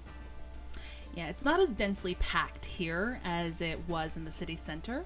I'm sorry, I'm just gonna turn this music down a smidge now that we're getting into the fucking beat. I don't know. So I it's feel like picking up. I'm getting ready for it now.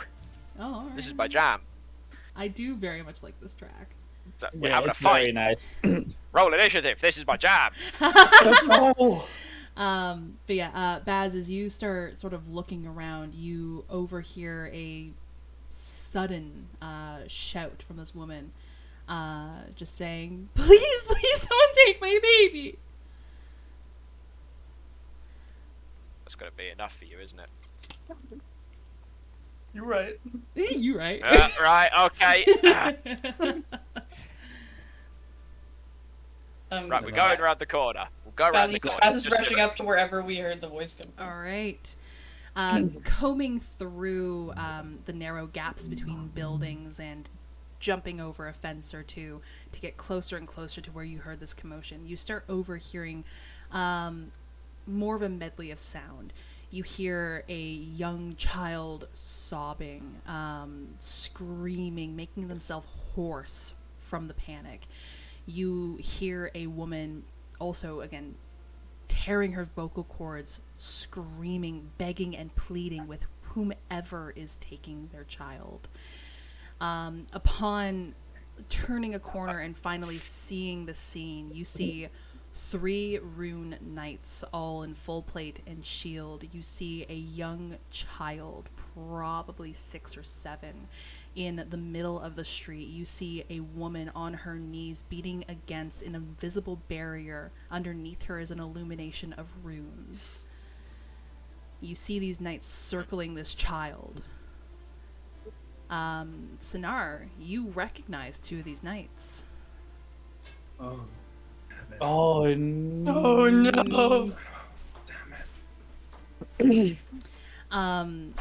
Seraphina is closer to the woman, and you see her with her shield up, sort of facing towards the child, but also looking back to the woman. I'm terribly sorry, ma'am. You know that this has to be the way it is. He's dangerous. He's a potential threat. He's a danger to not only you, but himself. This is for his safety and yours. The child is sobbing and babbling something incoherently towards his mother.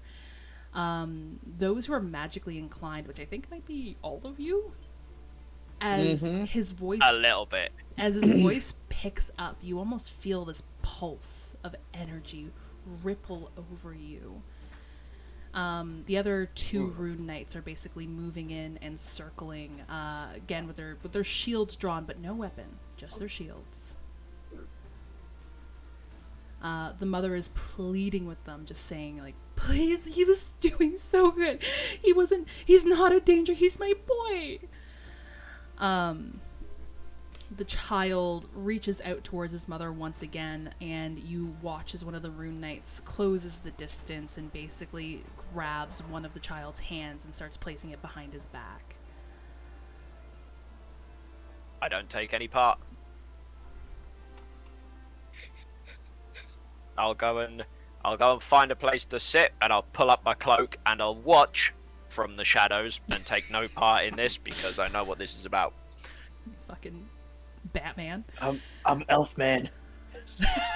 I'll roll stealth if you want me to. Nah, I'm not gonna make you roll stealth. All right. Baz runs up and slaps the hand of the guard that grabbed the child. All right. Oh no. Going,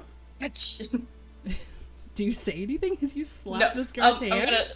I'm gonna be like, who attacks a child like this? We're not attacking, we're detaining. For what purpose?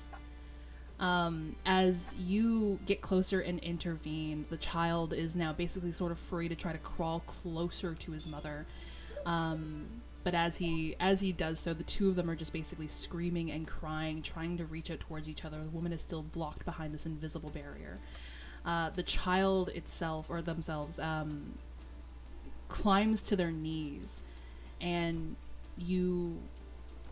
those who are watching from a distance, as Baz is sort of focused on this guard, you watch this ripple of energy come off of him once more, and then another ripple, and then a spark of fire. I'll use the six-way sending stone. I'll say, Baz, I think you should move. I think you should run. Seraphina basically looks towards the child and then immediately calls out Protocol Flare. And Baz, the guard that you slapped the hand of, quickly wraps an arm around you and places you behind the shield with him. As the other two knights hold their shields up in front of themselves, Seraphina stands in front of the mother. And you guys watch as this child's eyes go white, as this flame energy erupts from them. Can I get those who are not behind a shield to roll me a dexterity saving throw? Oh god. Are you within anyone who's within 10 feet of me? Add a 3 to that saving throw. Does not fucking matter. I'm not, because I specifically said I'll keep my distance. But I got 23, so I'm probably okay. I'm glad I'm not. I'm glad I'm far away. Is this an uncontrolled spell, or is it just exploding magic? You don't know. This is a ripple of uncontrolled magic. This child erupts in a fireball centered on him. Those who are behind the shields, you are unscathed in any way, shape, or form. The runes on the shields emanate as the fire and the magical energy almost gets sucked into them, causing the gems in the center to glow with a brilliance. Those who did not roll above a 13 take 35 damage. Hold on.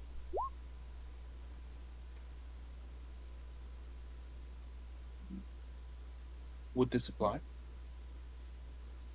Have resistance to damage from spells. Yeah, alright.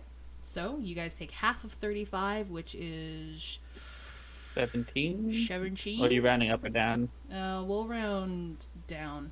So 17 or 16? 17. 17, okay. So those who failed get 17 damage, and Bubble, you would take, I guess, half of the half. So you would get I'm probably not within 10 feet of Sonar based Yeah, on I was how I gonna- worded Oh, what I was okay, doing. then- So it'll probably just be the flat 17. Yeah, 17 then. As the brilliance and energy fades, there is no longer a child in the center. Oh no. The Rune Knights lower their shields. The mother immediately just starts to curl into herself as she lets out a torrent of wails, screams, and cries. This primal fury and sadness that erupts from seeing her child essentially dissipate. That is by far not normal. That's not normal at all. I'm gonna turn to Seraphina. Well, I'm gonna look at Seraphina. I'm gonna walk over, not aggressively, just in bewilderment, I guess. Seraphina, fortnight, Seraphina. What was that? So you cut in a little, you cut in and out a little bit there. Can you say that again? Nice. I'm walking over to Seraphina. Not aggressively, just completely bewildered and sad. And Sanar's just going to ask, "What night, Seraphina? What was that?" As you approach, she stands tall. Her shoulders sort of slumped in this regret. You watch as the brilliant gem in the shield sort of pulses once more before eventually going back to what you saw earlier. This sort of duller gem. That was a code flare. It means there are. Is this? That. What? That doesn't explain anything. What was that? That means absolutely nothing to me. Do you realize how little that narrows it down? Unhelpful. Kelpsa is a kingdom of magic. Everybody has inherent magical ability. You have generations upon generations of magically inclined individuals breeding, strengthening that bloodline. You have so much magical potential in the citizens of this kingdom that if they are not trained to use that magic, how to hold and harness that magic, they can sometimes fall to it. Oh. Oh, no. We received word of a young boy. Normally we try to take them to the institute younger than that, to get them started on their training as soon as possible. But some slip through the cracks. Some are hidden well enough from well-meaning parents. And unfortunately, in some cases, if they are emotionally charged, if they're scared, if they wield so much magical potential, it surges. If only we got to this boy sooner, he'd still be here. Oh.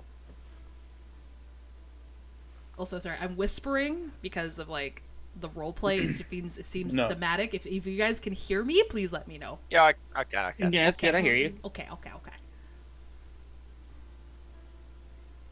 Seeing, I'll see that the threat's over, and I'll come out of where I'm hiding and walk in to catch the tail end of the conversation.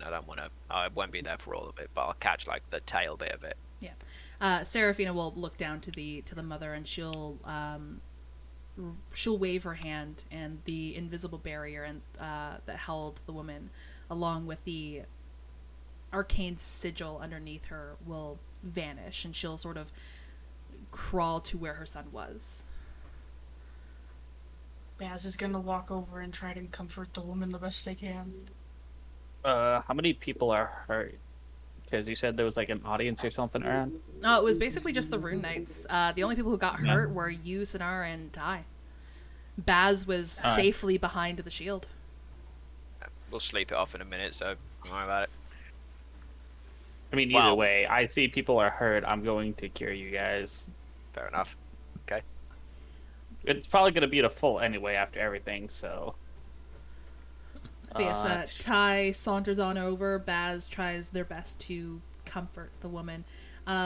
She doesn't really seem too keen to being held by a stranger. She seems very fixated on where her son once was. So what happened? He- he- Dead?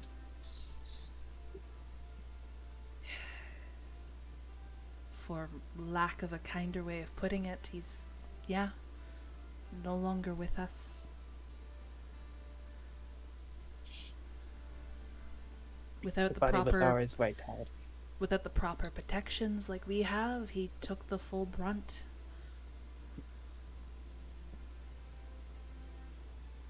Think I understand now. So do I.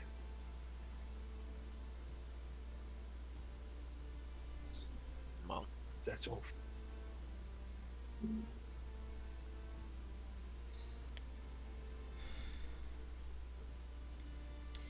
And unfortunately, with not even a speck of the boy left, we can't even offer to bring him back.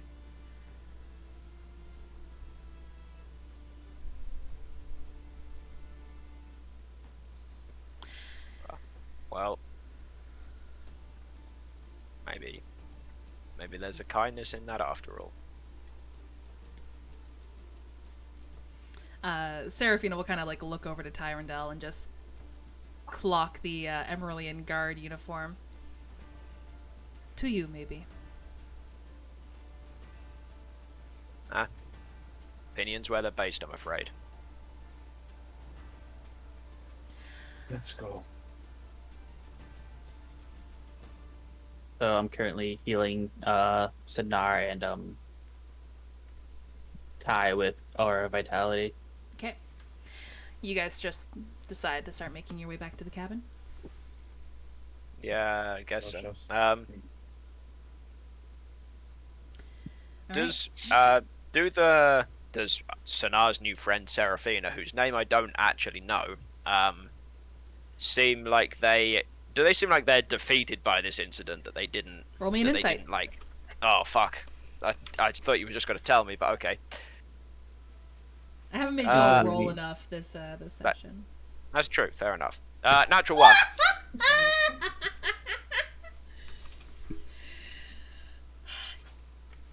She does appear to be deeply saddened by this. This is, at the end of the day, the death of a child that, I mean, based on her words, she felt was completely unnecessary. The death is, not the child. You know what? I'm Right. You have a feeling she's very mournful, very remorseful. Okay, well, you see, no, I don't. I'm frightened of the natural one, so. Oh, you know, I'll I'll take the fucking dice out of the situation. Everything I just said is true. A child literally just died. Yes. When you put it like that. You know, no, I don't think. I don't think anything that I could say is actually worth it. So I will rescind what I was going to do, and decide to not say anything for the better part of everybody's health. All right. Anything being done? I mean, I wouldn't mind going I'm back for a just- sleep. I was gonna say I'm just kind of looking in awe at the mess. Probably got something. There's a lot Probably got of some things to be scorch talking marks. There's those again who are magically inclined. You feel this lingering arcane essence in the air. It's almost like your hair is standing on end, or just a tingle in the back of your throat. It's unsettling to still feel that arcane charge even after, even like the minute or so that has passed after that spell was unleashed. Okay. In that case, as I was going to say something, can I ask about that? What that feeling is? So I'll ask the Rune Knight. Doesn't have to be Seraphina. What's what's that feel like? What's that feel that I feel? The I guess, essence, the lingering wave in the rift, in the weave. Hey, I'm not from here, so not much of that. What you've said makes much sense to me. Kelpsa, again, is very potent, very powerful. To the point where even those who aren't as strongly attuned with the arcane and ether can also pick up on the subtleties of it. Am I feeling them? Is this the feeling when a magic wielder passes? Is this Is this a normal feeling? This is the feeling of a stone being cast into a pond, and you feeling the ripples that stone makes. You're feeling ripples in the weave of the arcane. I don't like it. Feels weird. You grow numb to it after a while. I take it that you're not as arcanely potent as some could be. Well, not as much as her, and I'll point over to Monica. Like I can do basic magics at best, I suppose. So no, not really.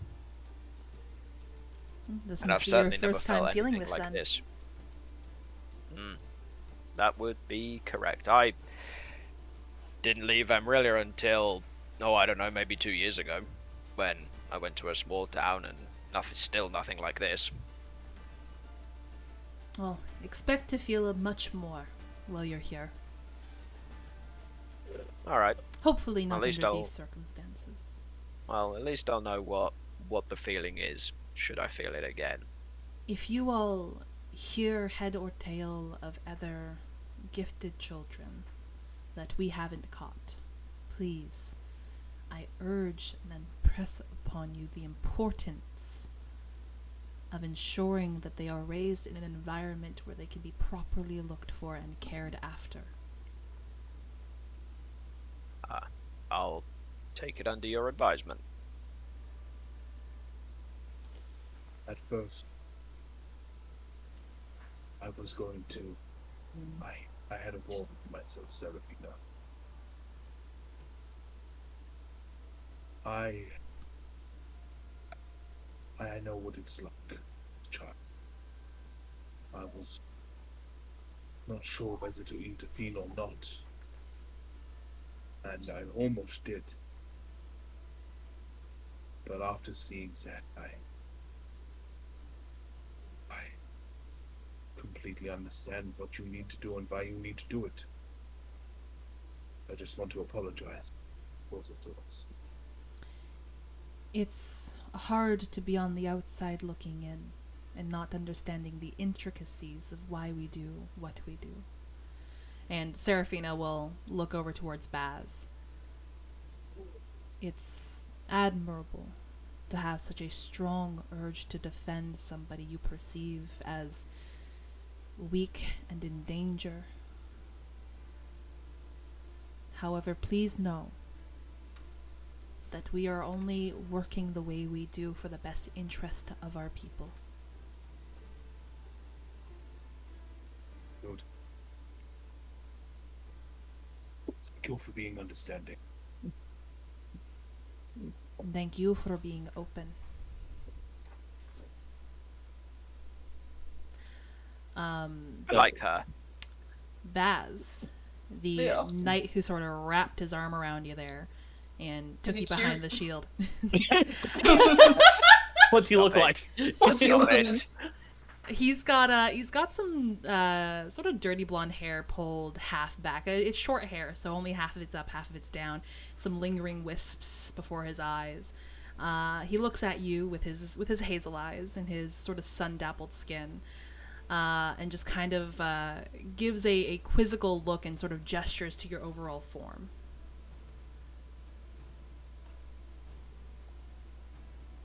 Are you still a What? child? No, No, I don't think Baz is a child. no. Okay. Baz will look up from comforting this woman and be like, "Can I help you?" You watch as he moves a gloved hand in a series of motions. He doesn't talk. Or he can't. I'm gonna look at Seraphine and be like, "Is he trying to tell me something?" Aldrich unfortunately lost the ability to speak a while ago. He's asking if you are harmed. Oh, no, I'm fine.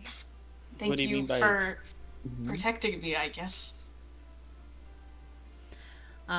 He'll give a nod, a thumbs up, and then a soft salute as he goes to reconvene with the other Rune Knight. So, a terrifying thought enters Monica's head, though. Yeah? Because she found out that she's from here. Uh-huh. And if she hadn't been basically born in well, I'm just saying. You were born in Emerilla, technically. Well, I'm just saying, the thought occurs that if she was, if you were born here, if I was in the same situation as my sister, this could have happened to me. This could have been me.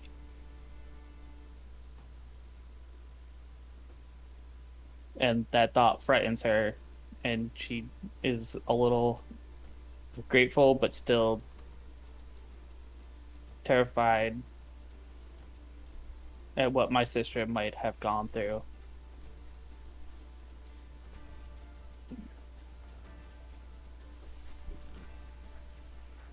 Oh Right. well. To the the early abode? start tomorrow. What was the mute guard's name again? Aldrich? One second. Yes, Aldrich. Aldric. Hey, I spelled that one right. A. I wonder why Yeah, he too. can't speak. It's probably enough questions for them tonight. Ask him tomorrow. But don't Yeah, maybe don't ask him. Maybe ask her tomorrow. Well, I've seen them now, so I can message them, so. Oh, cool. Yeah. Well, I don't know. They might be protected from it. Anyway, we're Maybe. spending 10 gold a night for this place. Let's go and make use of it. All right. Yeah. You guys Go and bounce on the return bed or something. to the abode. I am going to make the executive decision and say that Cleve does not arrive back home while you guys are still waiting. Ooh. Really? Well, Must that be happy. ruins. I was gonna say that ruins the night plans I made with him. Must be having a great night. That or he's dead. Why do you? Okay. Why do you assume? Is anyone going to check Why in do you with assume him? everyone died? You know what? Oh, don't- Sure. You know Hey, what? Hey, No, hey, don't hey, check in with You know him. what? You know what? One of us is gonna check in. No, I'll don't check do in it. with him now. I'll check in. What I'll if, do it. what if he's in the Yeah, middle I'll of ask taking care how of he's doing. business? Oh no, because you put the thought in our heads now. All of us are like, what is it?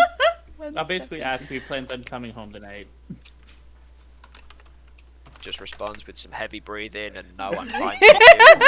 Listen, I'm waiting for the DM to decide on this. I made the choice. I'm going to quickly send Spear a message. See if he Okay. responds. He's Okay, so listed we'll as get- offline though, so I don't think he's going to respond. Well, he might. We'll get round Hold to on, it. I'm hearing noise. I gotta just make sure that one of my cats ain't being a shit. BRB. That's probably fine. Executive decision, we'll message Crave. Yeah, executive decision. Let's find out if Creve wants to fuck this, Come home. whatever it is. Tabaxi? Is it a tabaxi? Listen, I think it's a tabaxi. It's about sending a message.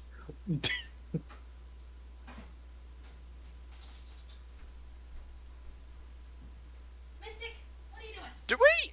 I'm just gonna ask as an out of character player. Have we ever messaged Commander Bull? Do we even know what she's doing? Probably not. Because I don't think we saw her before we left. We spoke to Skylar and told Skylar what we were doing, but I don't think we had any. We don't think we actually told Bull where we were going. Oh, I As didn't far as know. I'm aware, she can't message us. You know, Baz probably messaged Bull. Do one of you just want to check in with our favorite NPC?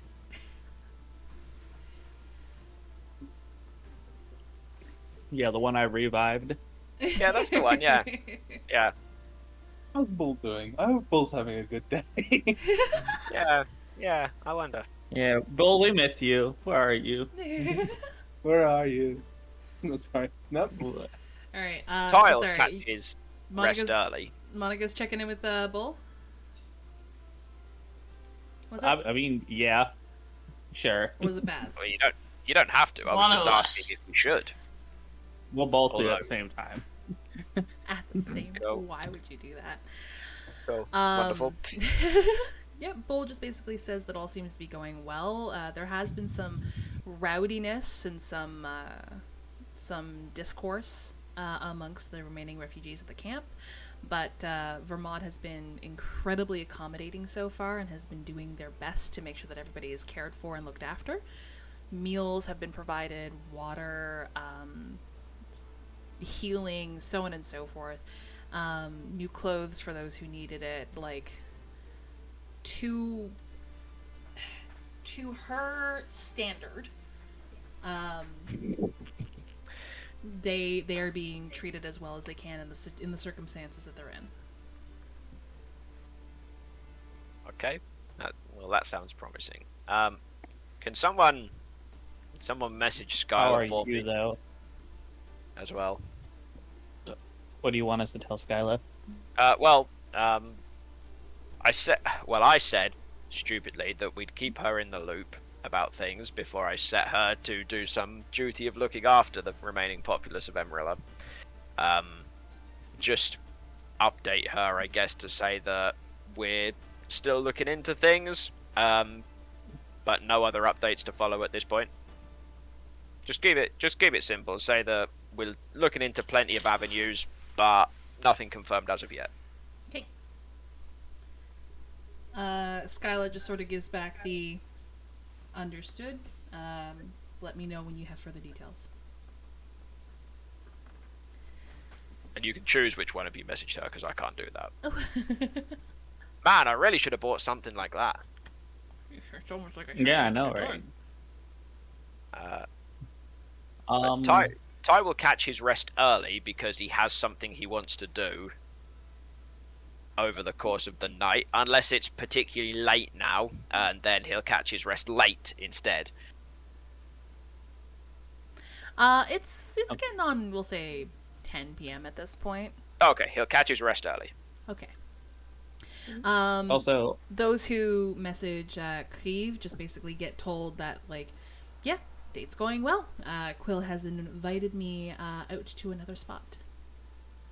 Classic. Aw. Don't wait up. aw, Oh, don't wait up. enjoy your time, Creep. Don't wait up. Man's confident. I like it. I'm going to message Tyrrell, my dad. I love how Me. nobody's messaged Walter. Yeah, You know, I'm the one that. Or Listen, probably I've alright. messaged all the people and get the fuzzy noise. Baz, it's your turn. But I am gonna message my dad. I mean, we And do have those 6-way sending things, right? Oh yeah, we could just do. You could just use that. Yeah. Yeah. Yeah, that's true. We could. Do I'll that, yeah. I'll message Walter. Okay. but I'm not Um, doing this around the others. Okay, we'll get the Sinar one Yeah. first because you sent a message. Yeah, already. because I've already. Yeah. So Sinar, you try to get in touch with Walter. What do you say? I say, you disappeared into a ball of light earlier. Where did you go? You don't get back static. Okay. You get back a series of words. It's almost like the magical connection isn't very strong. You get I, aunts, home soon. Just basically, it sounds like a bad connection. Oh, Okay. Okay. It's probably fine, right?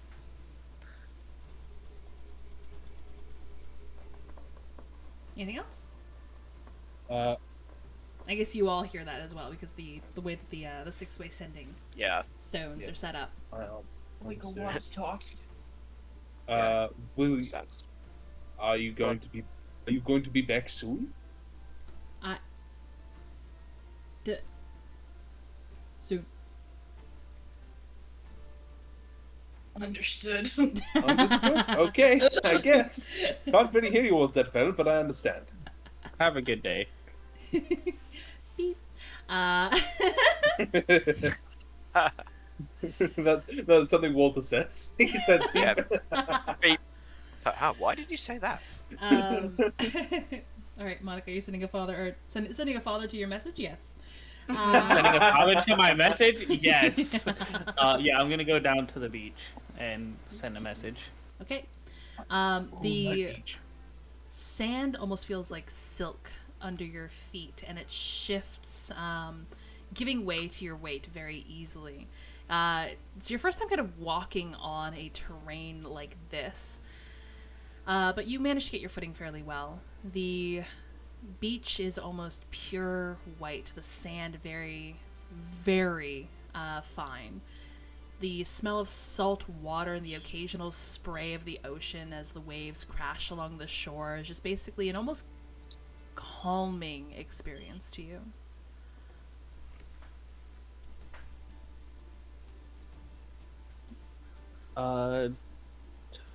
Dad, are you there? Are you okay? Yeah.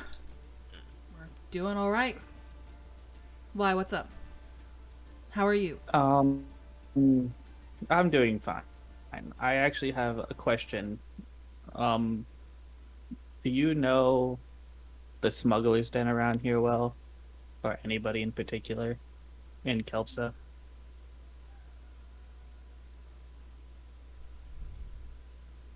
I've had dealings with one organization out there.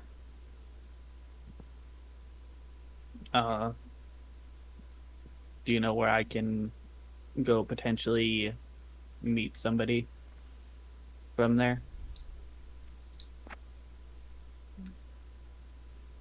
The last I interacted with them was before you were born. I don't know if they're still trustworthy people.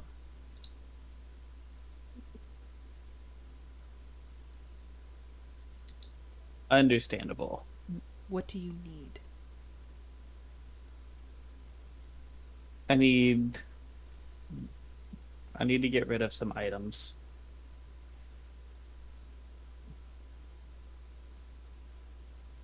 And that's all the info I'm gonna give on that. I'm trying to think of what illegal goods Monica has on her. The scepter of the queen. and the You crown. know, the Oh! royal stuff. I forgot you guys fucking looted the royal family. No, we guys No, they didn't Not- loot. I not- stayed not behind. we guys- guys. didn't. We guys didn't.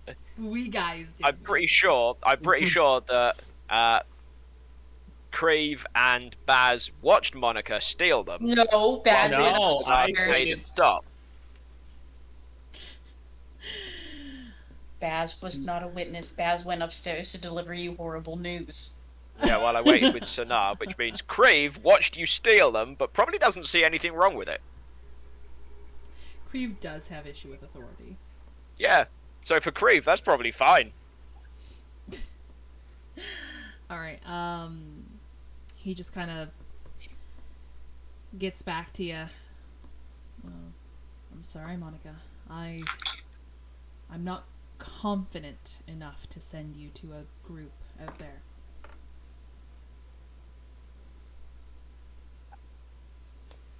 I guess I'll have to find a way then. You're able to take care of yourself. If No, but the having emerald- extra info. if the emerald market is in port. Plan an escape, because sometimes it's out at sea for days, months even. But once it leaves Kelpsa's shores, you can sell and buy anything.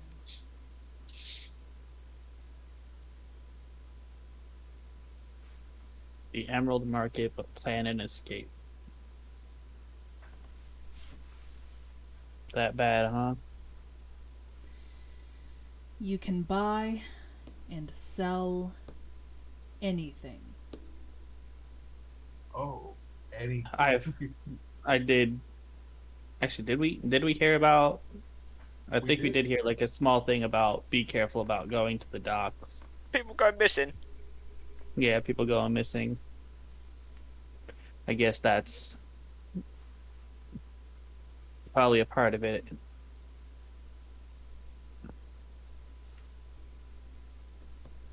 We'll see. I'll think about it. I appreciate the info. Stay safe. You too. Uh, try to look after Bull as well. She has been through a lot with us. You should hear her quelling squabbles out here. She does not forget that she's been a commander for a number of years. Sounds like Bull. Just make sure she rests as well. She's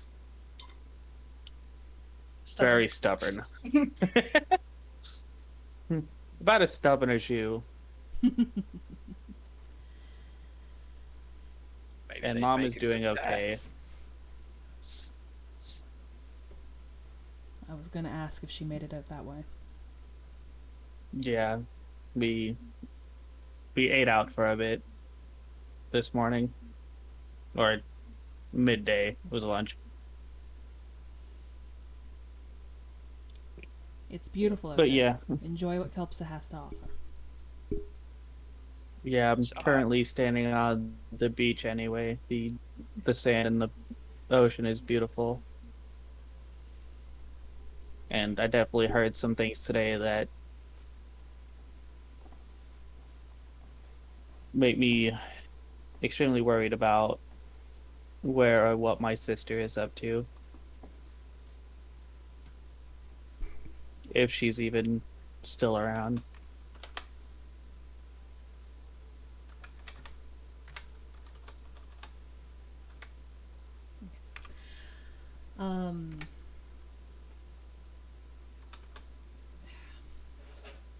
Unfortunately, it's been... Sorry, out of date. You're what, 47? 49. 49, jeez. It's been about 50 years. I haven't heard anything about her. Granted, I haven't looked.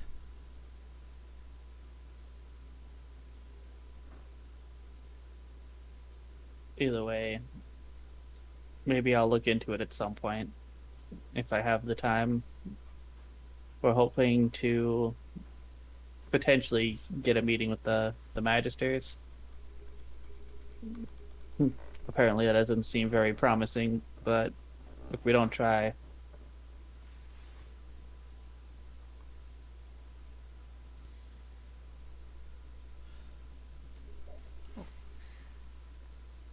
But I'll let you go. You're probably busy, and it's getting very late.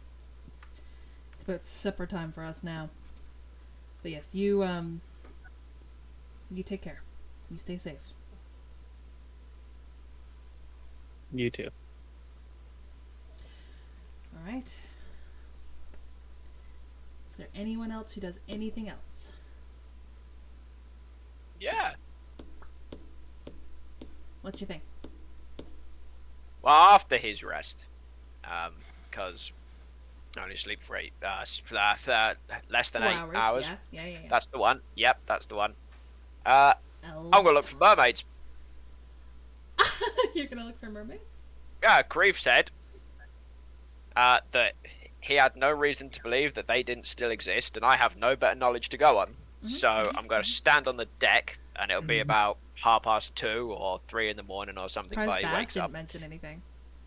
And he's going to stand on the deck, and he'll stand there, well, I suppose until the sun comes up or he wanders off to do something. So the deck of the cabin is elevated on this peninsula, basically on this cliff face, essentially overlooking the ocean.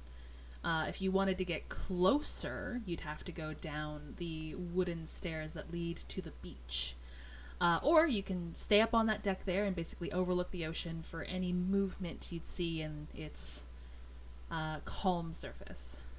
Yeah, we'll do the first one because as a person who doesn't know anything about them, he'll be reluctant to get immediately close to something he doesn't know anything about.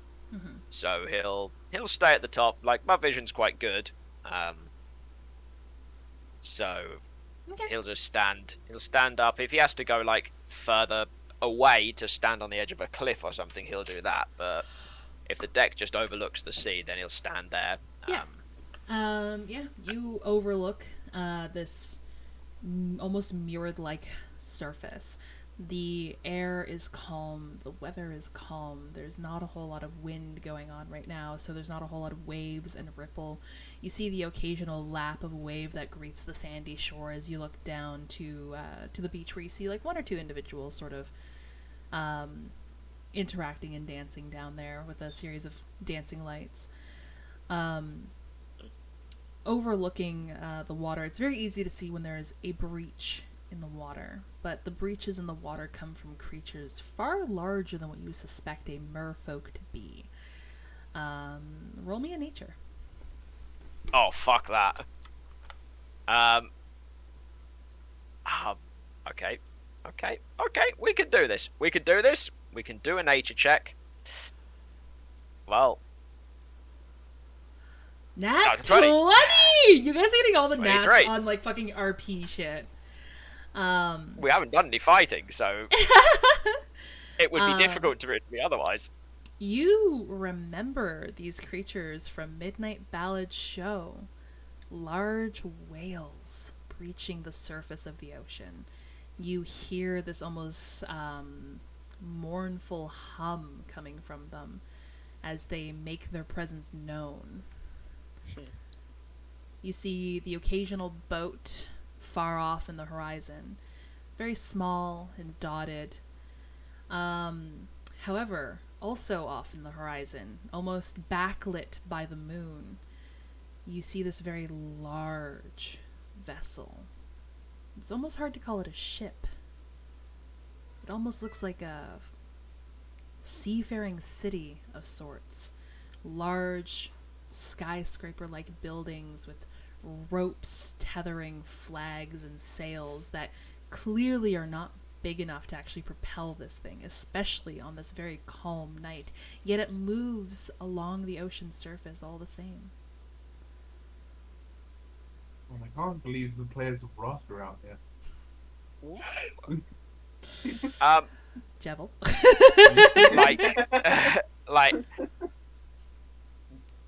He's seen a ship before. Is it at least ship? Does it look somewhat ship-based? If you squint. Okay, so not really then. And basically, if I squint, I'm kind of making out that maybe there could be a ship there through my blurred vision. Yeah. Right, yeah, okay, fair enough. So it just looks like a giant floating city. Yeah. You see a few birds. You've never seen these types of birds before. They're white with spotted black feathers every now and again, yellowed beaks. They make a horrible squawk sound. Ah, But you don't really see any small aquatic humanoids breaking the surface of the water. okay, well, he'll be disappointed by that, although he has seen something, floating mass of some description. And then I guess he'll spend until like the sun comes up, and if anybody else happens to wake up for whatever reason, glass of water, take a piss from the alcohol from earlier. He'll just be standing on the deck, staring out into the sea. And that's what he does until morning comes, because I don't think I can get any more information about a giant floating lump.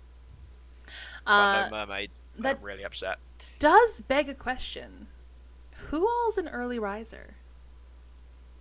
I don't believe Me. Baz and Monica are. Sinar, are you, how late are you sleeping in? I know Oh, one no, person who is. Walter. Sorry, what was that, Jebel? I'm an early. So not an early riser, absolutely. Okay. So you get up fairly early, sort of like as the sun is also coming up and made its breach across the horizon. Looking out the window as you get to the common room there, you see Ty sort of standing out on the deck, leaned over the rails, overlooking the ocean. Right, Ty? Good morning, Sonar. Sleep well. Very well. Those beds. You sound far from your microphone again. Oh, sorry. Very Give us There give we us a go. good clear speech. That's it. There you go. Those beds are very comfortable. I didn't use it that much, to be honest with you. I don't suppose who sleeps that much anymore. No, not really. I didn't see any mermaid last night. Well, Proves it's one said thing. there might be. There might be some. He said he had no reason to doubt their existence is still about. But I will tell you something that I did see. It was like there was like a sailing vessel out in the sea. Oh, it's right? still out there. Now, the sailing vessel. Yep. Oh, well, that sailing vessel hasn't moved the entire night. Don't know what it's doing out there, but I don't know anything about shipping. So, but there was like a large, like it looked like a, I mean, for use of a better way of describing it, it looked like a floating city. It was backlit by the moon, and it was far off, but the buildings on it looked huge, like it was a city on the ocean.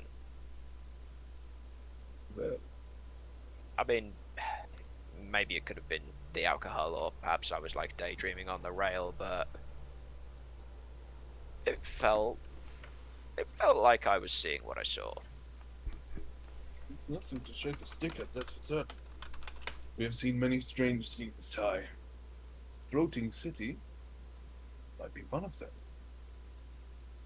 As he is saying this out loud and talking to Sonar, he kind of thinks, and like he'll talk this out as well. It's like, when we were in the bar last night, there was some old maps. You remember Creve talking about his home, Valtoria? Oh, yeah.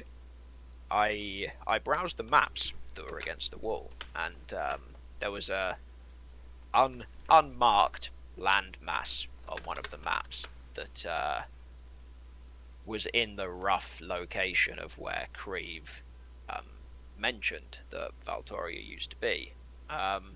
It looked, however, like it was split from the land, as if someone had, I don't know, cut the land and pulled it away. Like, I know it's early morning thoughts, I suppose, although it's not that early for me. Do you think I saw Valtoria and the landmass split off and floats? Like, you know what? That's crazy. That didn't, like, that's not. Don't doubt yourself. Like we said, we have not traveled much outside of this land as it is. Potentially Yeah. there could be a lot of cities we just don't know about. Maybe a floating city is one of them. Maybe, but I don't know. Land. Well, I suppose magic seems to be able to do just about anything. It looks like. Who's to say with enough magical power on your side you couldn't? I don't know. Part land from the mainland, and cause it to float. Maybe. Be quite Maybe- the tourist tourist trap. Yeah, yeah, true. Or that. Maybe it was nothing. Maybe it was just something that is put up as an illusion for tourists to talk about. Maybe. Uh, Nonetheless, I think maybe it's worth. At least the maps in the bar are worth bringing up with Creve when we see him eventually. I completely agree. You said something a while back, when we were in Emerilla. Well, I mean that's vague, I know. But, remind me of what I said. As you were in a kind of rant, I suppose we'll say, as you were staring down Gladys Nevermore. Hmm. And you said that you were in the 42nd Regiment of Devcast's army. Was that real, or was that just something off the tongue at the time? Nope, I was. A lot of big You're lot away from your of- microphone again. Okay. I'm There we sorry. go. We just want to hear This is your better? clear voice. Yeah, we really want to hear you, Joel. No, that was not a lie. I was once part of the DevCast military, 42nd Regiment. Huh. We went through a lot. Not many wars per se, but the city is in need of military for big trading purposes. I see. Okay. None. Yeah, I didn't detect it as a lie. It's just something you'd never really spoken about, except the first. I think not when we first met, when you first joined our little group here. We had a brief conversation about it, but never as in depth as where you were stationed or what you actually did. At the time, no, first of all, nobody asked. And second of all, I wasn't sure who I could trust back then, considering what I was looking into. I understand. How are you faring with things, I guess?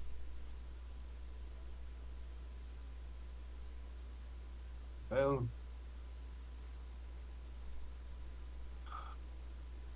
he's going to step out onto the balcony now and just kind of look into the still night sky, or is it sun starting to rise? The sun's sort of up. It's still early morning, so we'll say like maybe 7 a.m. But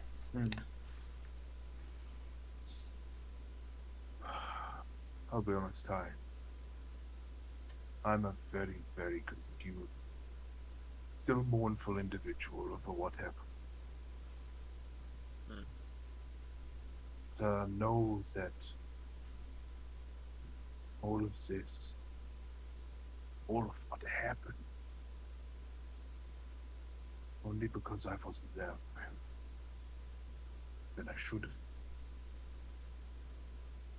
It's actually the reason why I was so worried. I told you that I have been in the military a long time. He's going to reach into his pocket and pull out not the most recent note, but the first note that he ever got from Corex. Mm-hmm.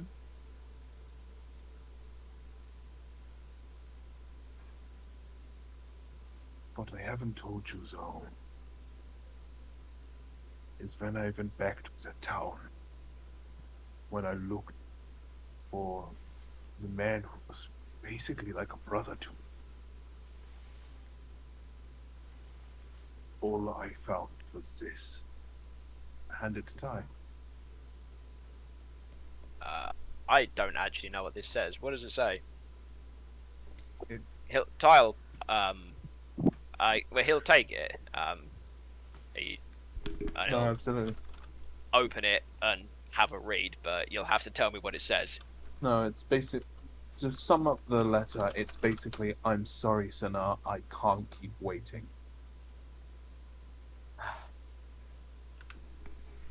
shit.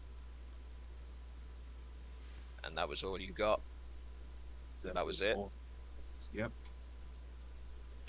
And then one night,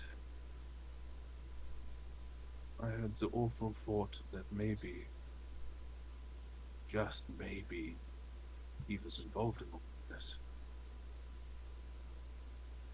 Turns out I was right.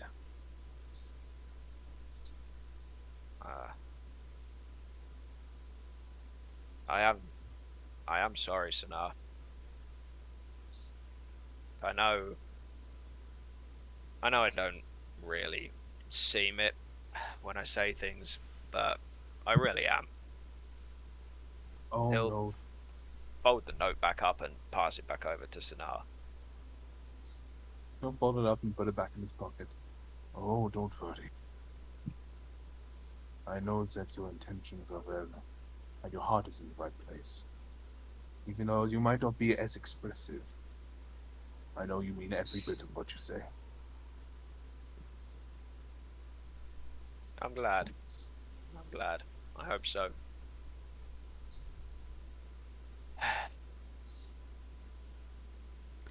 Do you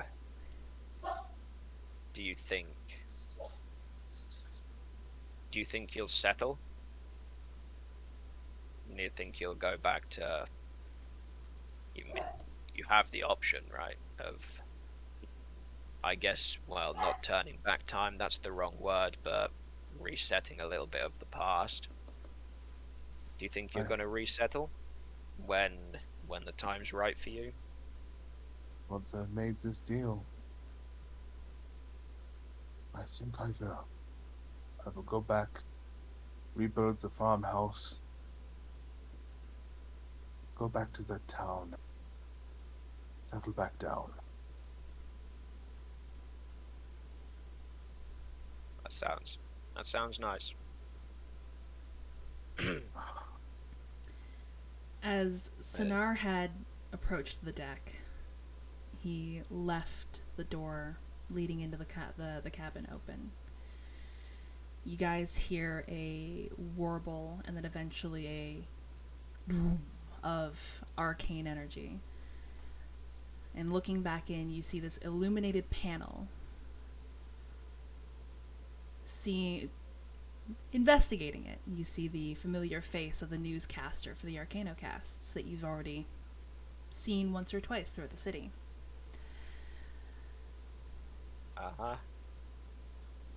Today, Yeah. I offer you an exclusive on the Emerillian case. Emerilla, the once prosperous kingdom known for its grandeur and splendor, has been plunged into chaos as it fell under the sway of an ancient and malevolent entity named Satasha. In a shocking turn of events, our correspondents gained an exclusive interview with the valiant remnants of the Emerillian Guard, who bravely stood their ground against the nightmarish invasion. According to the guards, an insidious cult was the driving force behind this attack, orchestrating a series of events that led to the rise and the fall of the false god Satasha.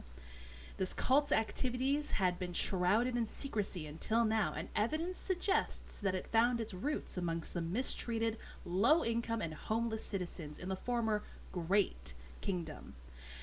Their desperation and disillusionment appear to have been ruthlessly exploited by a sinister group known as the Ivory Talons, ultimately leading to the kingdom's downfall. Despite the overwhelming odds against them, the brave members of the Emerillian Guard, led by Commander Tyrandel Cartris, managed to thwart Satasha's reign of terror. Don't fucking make me laugh. Managed to thwart Satasha's reign of terror. Details surrounding the battle are scarce, and it remains as a testament to the unwavering courage and determination of the Guard to protect their homeland. A concerning aspect of this unfolding tragedy is the conspicuous absence of any communication with the Emerillian royal family or the council that formerly governed the kingdom. Their fate and whereabouts remain unknown, leaving the people of Emerillia in a state of uncertainty and despair. With Satasha defeated, the remaining members of the Emerillian Guard now face the daunting task of rebuilding their shattered kingdom, Why does it fall solely on the shoulders of the remaining few Emeraldian Guard? Who's to say? Thousands of displaced residents, having lost their homes and livelihoods, are in desperate need of assistance. The Guard has taken on the solemn duty of finding new homes for these citizens, their unwavering dedication to their people shining through in this dark hour. As the sun sets over the once proud city of Emerilla, its streets lie in ruin, its future remains uncertain. The emergence of the cult from the depths and despair of the kingdom's fall to a false god, as severe and fall to a false god serve as a stark reminder of the fragility of a society and its importance of unity in a time of crisis. The hearts and minds of the people of Emerilla now turn to the task of rebuilding their lives and their kingdom, even as they wait anxiously for a word from their absent rulers.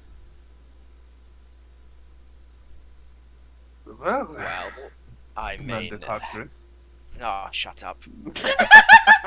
And I think there might be a good place to call it. Yeah. Sure, yeah, okay. Oh, Commander Tartarus. All right. He So, looks to the edge of the deck and jumps to his death. Do you think a fall from this height would kill me? That's Featherfall. all right. So, thank you so much to my fantastic players. We have in the top left-hand corner, Tyrandel, played by Invincibubble without the E. We have Sinar, played by Jevil, or Pyromaniac 101. I almost forgot. I need to do. Can one of you actually do the D&D command for me? I forgot that I actually need to log into Twitch. So, thank you. Done. Thank you. We normally would have Cleve, played by Spear Gaming, but unfortunately absent this week. But hopefully we'll be back for next session. Then we have Baz, played by Casually Bananas. We have Monica, played by Coringa12. And lastly, we would normally have Walter, played by Dividabalama0619, but again, absent until hopefully next session. Maybe the session after. We'll see. But yeah. Great guy. Thank you guys so much for being fantastic players. What'd you think of today's Thank you session? for... Great. That was a Yeah. great time. It was sobering. Sobering? Sobering? Well, I mean, yeah, you I know. was gonna the- say, we well, were drinking. Well, no. I mean, drink. I yes, know, but I the- know. Yeah, the sobering part was the child. Oh, yeah. I forgot about that. I didn't You get think, to. you think you're safe? No. Yeah, I didn't get to buy as many things as I felt like I wanted to, but Next session, hopefully, you guys will have a little more cash to float you. yeah, well, that's okay because I Hopefully. suppose I saved money on a bow. Not me Not looking the into I'm getting gonna, to the Emerald Market. So I have an idea for my name, for my weapon, for the greatsword. Uh-huh. But that's going to be its own whole debacle. Uh-huh. All right. Yes. Sorry. Did you want to share it on stream? Well, yeah, I'll share on screen. Okay. I want to put an immovable rod core in the sword. Oh. That's kind of interesting. Okay. That's so you can do your pull-ups off it on a morning. Yeah, obviously. Yeah. No. It's just I like the idea, right? First of all, King Arthur situation. Second, it's like I feel like I could have a lot of uses for it if, like, for example, I'm fighting someone, I stab them, and then I cast the command word and just keep them there and just say, "Hey, listen, buddy." You're stuck. All right, interesting. That would be interesting. I am going to go to end, so I'm going to deafen here in the Discord. And feel free to stick around for post-game chat if you want. I'll be back in a moment. Alrighty. Okay. Everyone say bye. Bye. All right, so we go over here. Thank you guys again so much for hanging out with us today. Really means a lot to me. If this is your first time tuning in, fret not. I do have almost all of the VODs listed on my YouTube channel, which if you want, you can type !socials in order to, ooh, I almost spilled my coffee, in order to get the link to that. You know what, I'll do that right now for you. Also listed there are everywhere else you can find me, so Twitter, TikTok, so on and so forth, YouTube, so you can watch the previous VODs, but you can also find my merch store there, which, if you are curious, I do sell Emerilla Murders stickers. If you wanted to get stickers of your favorite character, or the Emerilla Murders logo, that is also a possibility through that. Spear! Are you just doing it now? Oh my god, of course, now. Oh, okay. Okay, I'll talk to you more later. Spear. I may or may not have led the... Stop it! Alright, oh, wait, no. I was looking at the wrong thing, my bad. I saw the hydrate come through on the delay on stream, and I thought I was being hydrated again. Don't mind me. I did just drink, though. But yes, we've got some details to talk about, Spear. We got some details to talk about. Just now. No, it's okay. We're fine. I left it up to the illusion, the mystery, and I'll get you some details later on so you can talk about it next session, okay? Next Emerilla Murders session should be on the 23rd, and Inkstained returns on the 16th. For those who don't know, I stream 2 different D&D campaigns here on this channel every Saturday, unless stated otherwise for when I have to go away for a weekend or something like that, which, if you want to know when I'm going live, which stream it's going to be, or if something happens and I've got to postpone something, the Discord is the place to go. There I'll post if something's going on in my life, so on and so forth. And yeah, I don't know what to go with that. I will be returning Monday with a regularly scheduled gaming stream, so if you want to hang out with some gremlin vibes and have me interact with chat a little bit more, that would definitely be the time to go. Yeah, join the Discord, be cool. Also, I just want to take some time to thank some folks who made today a little extra special. We had Coringa, who gave us some pity bitties. We had Banans, who re-upped their sub. Vizzy also gave us some pity bitties. And lastly, we had T-Man the Terrible, who also followed today. Thank you so much. Thank you for joining the adventuring party. And I hope you enjoy your stay. There's also fan tabs for both Emerilla Murders and Inkstained in the Discord. So if you want to talk about this session or previous sessions, you can also do that there. Why am I being banked? Why was I banked? Why? This is what I get for staring at the Twitch screen and not my slop stream. Alright, I'm gonna end this now because I'm a fool. We've shelled at the Discord. We thanked folks for today, so now it's time for my favorite part of the day where we get to bring this amazing community to somebody new, and I see a certain Maru is live, so let's go say hi to Maru.